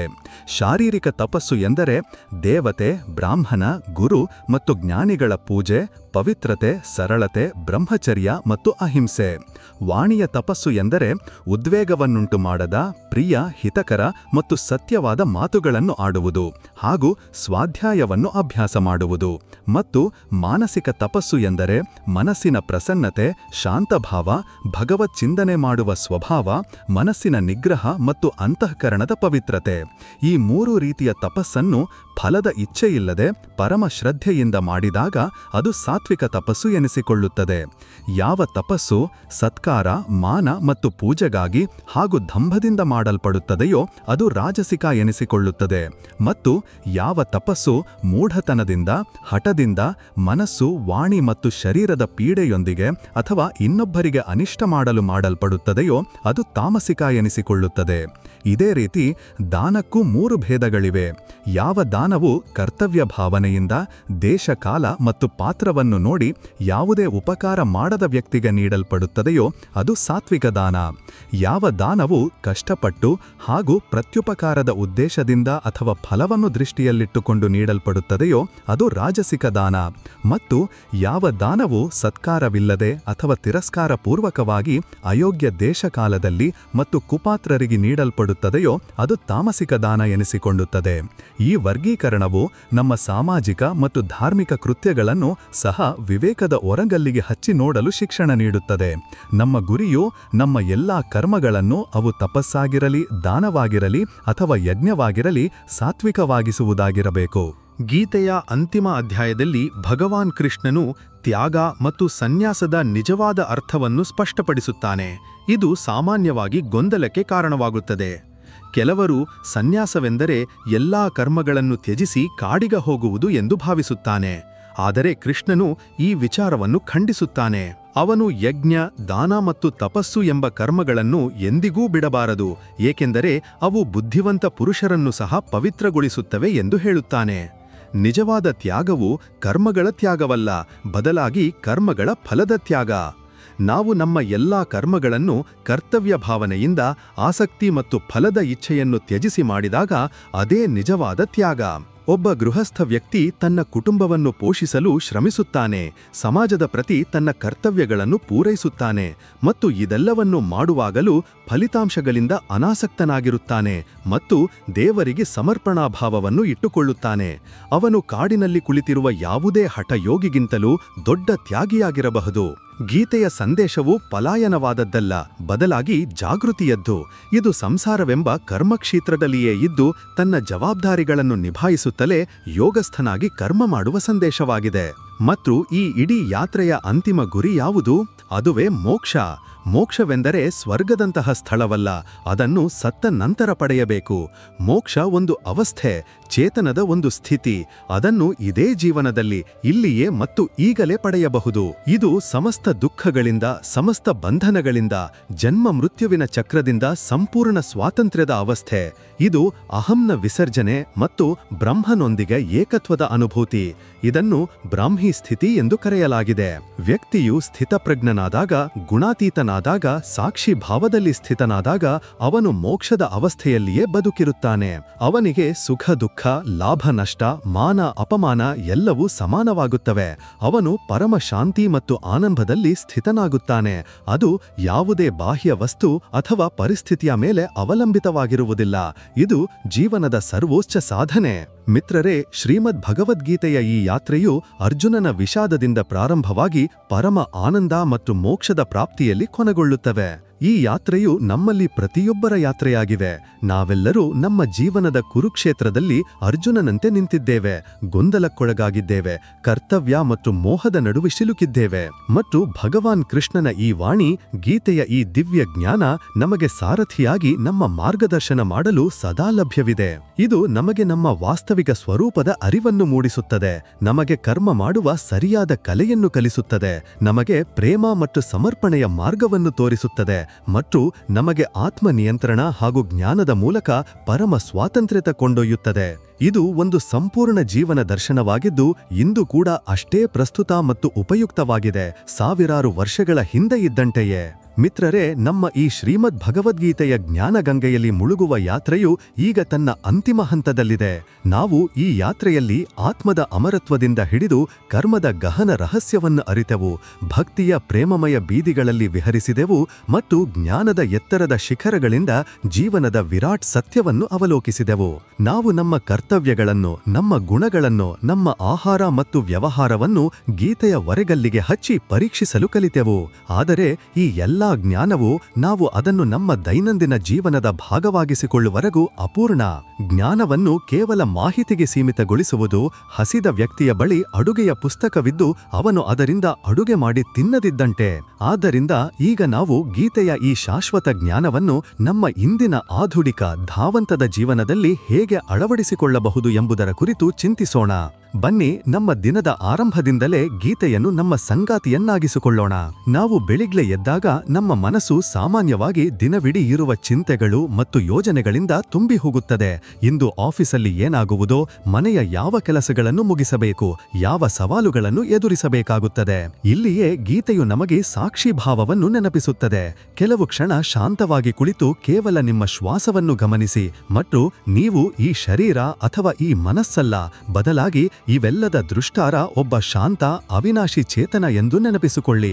ಈ ಸಣ್ಣ ಅಭ್ಯಾಸ, ಈ ಕ್ಷೇತ್ರಜ್ಞ ವಿವೇಕ ನಮಗ ದಿನದ ಆರಂಭದಲ್ಲೇ ಒಂದು ಸ್ಥಿರ ಮತ್ತು ಶಾಂತವಾದ ಅಡಿಪಾಯವನ್ನು ಒದಗಿಸುತ್ತದೆ. ನಾವು ಜೀವನವೆಂಬ ನಾಟಕದಲ್ಲಿ ಒಬ್ಬ ನಟರು ತಮ್ಮ ಪಾತ್ರವನ್ನು ಪೂರ್ಣ ಕುಶಲತೆಯಿಂದ ನಿರ್ವಹಿಸಬೇಕು. ಆದರೆ ಅದೇ ಸಮಯದಲ್ಲಿ ನಾವು ವಾಸ್ತವದಲ್ಲಿ ಆ ನಾಟಕದ ಪಾತ್ರವಲ್ಲ, ಬದಲಾಗಿ ಅದರ ಸಾಕ್ಷಿ ಎಂಬುದನ್ನು ನೆನಪಿನಲ್ಲಿಟ್ಟುಕೊಳ್ಳಬೇಕು. ಗೀತೆಯ 3 ಪ್ರಮುಖ ಯೋಗಗಳು ಕರ್ಮ, ಭಕ್ತಿ ಮತ್ತು ಜ್ಞಾನ ಬೇರೆ ಬೇರೆ ಡಬ್ಬಿಗಳಲ್ಲ, ಬದಲಿಗೆ ಒಂದೇ ನದಿಯ 3 ಧಾರೆಗಳಂತೆ. ಅವು ಅಂತಿಮವಾಗಿ ಒಂದೇ ಸಾಗರದಲ್ಲಿ ಸೇರುತ್ತವೆ. ನಾವು ನಮ್ಮ ಜೀವನದಲ್ಲಿ ಈ 3 ಒಟ್ಟಿಗೆ ಸಾಧಿಸಬಹುದು. ಒಬ್ಬ ತಾಯಿ ತನ್ನ ಅಸ್ವಸ್ಥ ಮಗುವಿನ ಆರೈಕೆ ಮಾಡುತ್ತಿದ್ದಾಳೆಂದು ಕಲ್ಪಿಸಿಕೊಳ್ಳಿ. ಅವಳು ರಾತ್ರಿಯಿಡೀ ಎಚ್ಚರವಿದ್ದು ಯಾವುದೇ ಸ್ವಾರ್ಥವಿಲ್ಲದೆ ಮಗುವಿನ ಸೇವೆ ಮಾಡಿದಾಗ ಅವಳು ಒಬ್ಬ ಕರ್ಮಯೋಗಿ. ಅವಳು ದೇವರಲ್ಲಿ ತನ್ನ ಮಗುವಿನ ಆರೋಗ್ಯಕ್ಕಾಗಿ ಪ್ರಾರ್ಥಿಸಿದಾಗ, ತನ್ನ ಸಂಪೂರ್ಣ ಭರವಸೆಯನ್ನು ಆ ದಿವ್ಯ ಶಕ್ತಿಯ ಮೇಲೆ ಇಟ್ಟಾಗ ಅವಳು ಒಬ್ಬ ಭಕ್ತಿಯೋಗಿ. ಮತ್ತು ಈ ಸಂಪೂರ್ಣ ಪ್ರಕ್ರಿಯೆಯಲ್ಲಿ ಶಾಂತವಾಗಿದ್ದು ತಾನು ಕೇವಲ ಒಂದು ನಿಮಿತ್ತ ಮಾತ್ರ ಮತ್ತು ಆತ್ಮದ ರೂಪದಲ್ಲಿ ತನ್ನ ಮಗು ಮತ್ತು ತಾನು ಇಬ್ಬರು ಅಜರ ಅಮರರು ಎಂದು ತಿಳಿದುಕೊಂಡಾಗ ಅವಳು ಒಬ್ಬ ಜ್ಞಾನಯೋಗಿ. ನೋಡಿ ಹೇಗೆ ಒಂದೇ ಕ್ರಿಯೆಯಲ್ಲಿ 3 ಯೋಗಗಳ ಎಷ್ಟು ಸುಂದರ ಸಮನ್ವಯವಾಗಬಹುದು. ನಾವು ನಮ್ಮ ಜೀವನದ ಪ್ರತಿಯೊಂದು ಕಾರ್ಯದಲ್ಲಿ ಇದೇ ರೀತಿ 3 ಯೋಗಗಳನ್ನು ಪೋಣಿಸಲು ಪ್ರಯತ್ನಿಸಬೇಕು.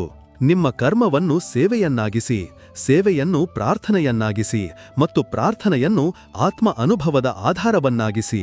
ಮಿತ್ರರೇ, ಗೀತೆಯು ನಮಗೆ ಪಲಾಯನವಾದಿಗಳಾಗಲು ಅಥವಾ ನಿಷ್ಕ್ರಿಯರಾಗಲು ಕಲಿಸುವುದಿಲ್ಲ ಎಂದು ನೆನಪಿಡುವುದು ಅತ್ಯಂತ ಮುಖ್ಯ. ಅನೇಕರು ಎಲ್ಲವೂ ದೇವರೇ ಮಾಡುತ್ತಿರುವಾಗ ಮತ್ತು ಎಲ್ಲವೂ ಮೊದಲೇ ನಿಗದಿಯಾಗಿದ್ದರೆ ನಾವು ಏನನ್ನು ಮಾಡುವ ಅವಶ್ಯಕತೆ ಏನಿದೆ ಎಂದು ಗೀತೆಯ ಅರ್ಥವನ್ನು ಗ್ರಹಿಸುತ್ತಾರೆ. ಇದೊಂದು ದೊಡ್ಡ ತಪ್ಪು ತಿಳುವಳಿಕೆ. ಭಗವಾನ್ ಕೃಷ್ಣನು ಅರ್ಜುನನನ್ನು ಯುದ್ಧ ಮಾಡುವುದನ್ನು ತಡೆಯಲಿಲ್ಲ, ಬದಲಾಗಿ ಅವನ ಕರ್ತವ್ಯ, ಅವನ ಸ್ವಧರ್ಮವನ್ನು ಪಾಲಿಸಲು ಪ್ರೇರೇಪಿಸಿದನು. ನೀನು ಯುದ್ಧ ಮಾಡಲೇಬೇಕು, ಆದರೆ ಆಸಕ್ತಿ ಮತ್ತು ಅಹಂಕಾರವನ್ನು ತ್ಯಜಿಸಿ ಮಾಡಬೇಕು ಎಂದು ಹೇಳಿದನು. ಗೀತೆಯು ನಮ್ಮನ್ನು ಅಕರ್ಮಣ್ಯರನ್ನಾಗಿ ಮಾಡುವುದಿಲ್ಲ, ಬದಲಾಗಿ ಕುಶಲ ಕರ್ಮಿಗಳನ್ನಾಗಿ ಮಾಡುತ್ತದೆ. ಯೋಗಃ ಕರ್ಮಸು ಕೌಶಲಂ, ಕರ್ಮಗಳಲ್ಲಿ ಕುಶಲತೆಯೇ ಯೋಗ. ಕುಶಲತೆಯ ಅರ್ಥ ನಮ್ಮ ಕರ್ಮವನ್ನು ಸಾಧ್ಯವಾದಷ್ಟು ಉತ್ತಮ ರೀತಿಯಲ್ಲಿ ಮಾಡುವುದು, ಆದರೆ ಅದರ ಫಲಿತಾಂಶದ ಚಿಂತೆಯಲ್ಲಿ ಮುಳುಗದೇ ಇರುವುದು. ಇದು ನಮ್ಮನ್ನು ಜೀವನದ ಜವಾಬ್ದಾರಿಗಳಿಂದ ಓಡಿ ಹೋಗಲು ಕಲಿಸುವುದಿಲ್ಲ, ಬದಲಿಗೆ ಅವುಗಳನ್ನು ಒಬ್ಬ ಯೋಗಿಯಂತೆ, ಒಬ್ಬ ಸಾಕ್ಷಿಯಂತೆ, ಒಬ್ಬ ಮುಕ್ತ ಪುರುಷನಂತೆ ನಿಭಾಯಿಸುವ ಕಲೆಯನ್ನು ಕಲಿಸುತ್ತದೆ. ಅಂತಿಮವಾಗಿ ಗೀತೆಯ ಸಾರಾಂಶವೇ ರೂಪಾಂತರ. ಇದು ನಮ್ಮ ದೃಷ್ಟಿಕೋನದ ರೂಪಾಂತರ. ಜಗತ್ತು ಅದೇ ಇರುತ್ತದೆ, ಪರಿಸ್ಥಿತಿಗಳು ಅದೇ ಇರುತ್ತವೆ, ಆದರೆ ಅವುಗಳನ್ನು ನೋಡುವ ನಮ್ಮ ದೃಷ್ಟಿಕೋನ ಬದಲಾಗುತ್ತದೆ. ಮತ್ತು ನಮ್ಮ ದೃಷ್ಟಿಕೋನ ಬದಲಾದ ತಕ್ಷಣ ನಮಗೆ ಜಗತ್ತಿನ ಅರ್ಥವೇ ಬದಲಾಗುತ್ತದೆ. ದುಃಖವು ನಮ್ಮನ್ನು ಮುರಿಯುವುದಿಲ್ಲ, ಬಲಪಡಿಸುತ್ತದೆ. ಯಶಸ್ಸು ನಮ್ಮನ್ನು ಅಹಂಕಾರಿಗಳನ್ನಾಗಿಸುವುದಿಲ್ಲ, ವಿನಮ್ರರನ್ನಾಗಿಸುತ್ತದೆ. ಸಂಬಂಧಗಳು ನಮ್ಮನ್ನು ಬಂಧಿಸುವುದಿಲ್ಲ, ಮುಕ್ತಗೊಳಿಸುತ್ತದೆ. ಜೀವನವು ಒಂದು ಹೊರೆಯಾಗದೆ ಒಂದು ಉತ್ಸವವಾಗುತ್ತದೆ. ಇದು ಜೀವನ್ಮುಕ್ತಿಯ ಅವಸ್ಥೆ, ಬದುಕಿರುವಾಗಲೇ ಮುಕ್ತರಾಗುವುದು. ಇದು ಆ ಆಂತರಿಕ ಸ್ವಾತಂತ್ರ್ಯವನ್ನು ಪಡೆಯುವುದು, ಅದನ್ನು ಯಾವುದೇ ಬಾಹ್ಯ ಶಕ್ತಿಯೂ ಕಸಿದುಕೊಳ್ಳಲು ಸಾಧ್ಯವಿಲ್ಲ. ಹಾಗಾದರೆ ಪ್ರಿಯ ಮಿತ್ರವೇ, ನಮ್ಮ ಈ ದೀರ್ಘ ಮತ್ತು ಗಹನವಾದ ಚರ್ಚೆಯು ಈಗ ವಿರಾಮ ಪಡೆಯುತ್ತದೆ. ಶ್ರೀಮದ್ ಭಗವದ್ಗೀತೆಯು ಕೇವಲ ಒಂದು ಗ್ರಂಥವಲ್ಲ, ಇದೊಂದು ಸಂಜೀವಿನಿ. ಇದು ಪ್ರತಿಯೊಂದು ಯುಗದಲ್ಲೂ ಪ್ರತಿಯೊಬ್ಬ ವ್ಯಕ್ತಿಯ ಆಧ್ಯಾತ್ಮಿಕ ದಾಹವನ್ನು ತಣಿಸಬಲ್ಲದು. ಇದು ನಮ್ಮೊಳಗೆಯೇ ಕುಳಿತಿರುವ ಗುರು ಮತ್ತು ಸರಿಯಾದ ಪ್ರಶ್ನೆಗಳನ್ನು ಕೇಳಿದಾಗ ನಮಗೆ ಸರಿಯಾದ ಉತ್ತರವನ್ನು ನೀಡಲು ಸದಾ ಸಿದ್ಧವಾಗಿದೆ. ಈ ಜ್ಞಾನವನ್ನು ನಿಮ್ಮ ಜೀವನದ ಧ್ರುವತಾರೆಯನ್ನಾಡಿ ಮಾಡಿಕೊಳ್ಳಿ. ಜೀವನದ ಪಥದಲ್ಲಿ ಕತ್ತಲೆ ಆವರಿಸಿದಾಗ, ಗೊಂದಲದ ಇಕ್ಕಟ್ಟಿನಲ್ಲಿ ನಿಂತಾಗ ಗೀತೆಯ ಯಾವುದಾದರೂ ಒಂದು ಶ್ಲೋಕವನ್ನು, ಯಾವುದಾದರೂ ಒಂದು ಸಿದ್ಧಾಂತವನ್ನು ನೆನಪಿಸಿಕೊಳ್ಳಿ. ಆ ಒಂದು ಸಣ್ಣ ವಿಚಾರವೇ ನಿಮಗೆ ಸರಿಯಾದ ಮಾರ್ಗವನ್ನು ತೋರಿಸಲು ಸಾಕಾಗುತ್ತದೆ. ನಿಧಾನವಾಗಿ ಒಂದೊನ್ನೇ ಹೆಜ್ಜೆ ಇಡುತ್ತಾ, ಅಭ್ಯಾಸ ಮಾಡುತ್ತಾ ನಾವೆಲ್ಲರೂ ಆ ಪರಮ ಗುರಿಯತ್ತ ಸಾಗಬಹುದು. ಅಲ್ಲಿ ಭಯವಿಲ್ಲ, ಶೋಕವಿಲ್ಲ, ಕೇವಲ ಪರಮಾನಂದವಿದೆ, ಪರಮ ಶಾಂತಿ ಇದೆ. ಮಿತ್ರರೇ, ಈ ವಿಡಿಯೋ ಇಷ್ಟವಾಗಿದ್ದರೆ ದಯವಿಟ್ಟು ಲೈಕ್ ಮಾಡಿ, ನಿಮ್ಮ ಸ್ನೇಹಿತರೊಂದಿಗೆ ಶೇರ್ ಮಾಡಿ ಮತ್ತು ವಿಡಿಯೋದಲ್ಲಿ ಏನಾದರೂ ಕೊರತೆ ಕಂಡು ಬಂದಲ್ಲಿ ನಮಗೆ ಕಾಮೆಂಟ್ ಬಾಕ್ಸ್ನಲ್ಲಿ ತಿಳಿಸಿ. ಜೇತಿ ನಾವು ಮುಂದಿನ ಬಾರಿ ಇನ್ನೂ ಉತ್ತಮವಾದ ವಿಡಿಯೋ ಮಾಡಲು ಸಾಧ್ಯವಾಗುತ್ತದೆ. ಜೈ ಶ್ರೀಕೃಷ್ಣ.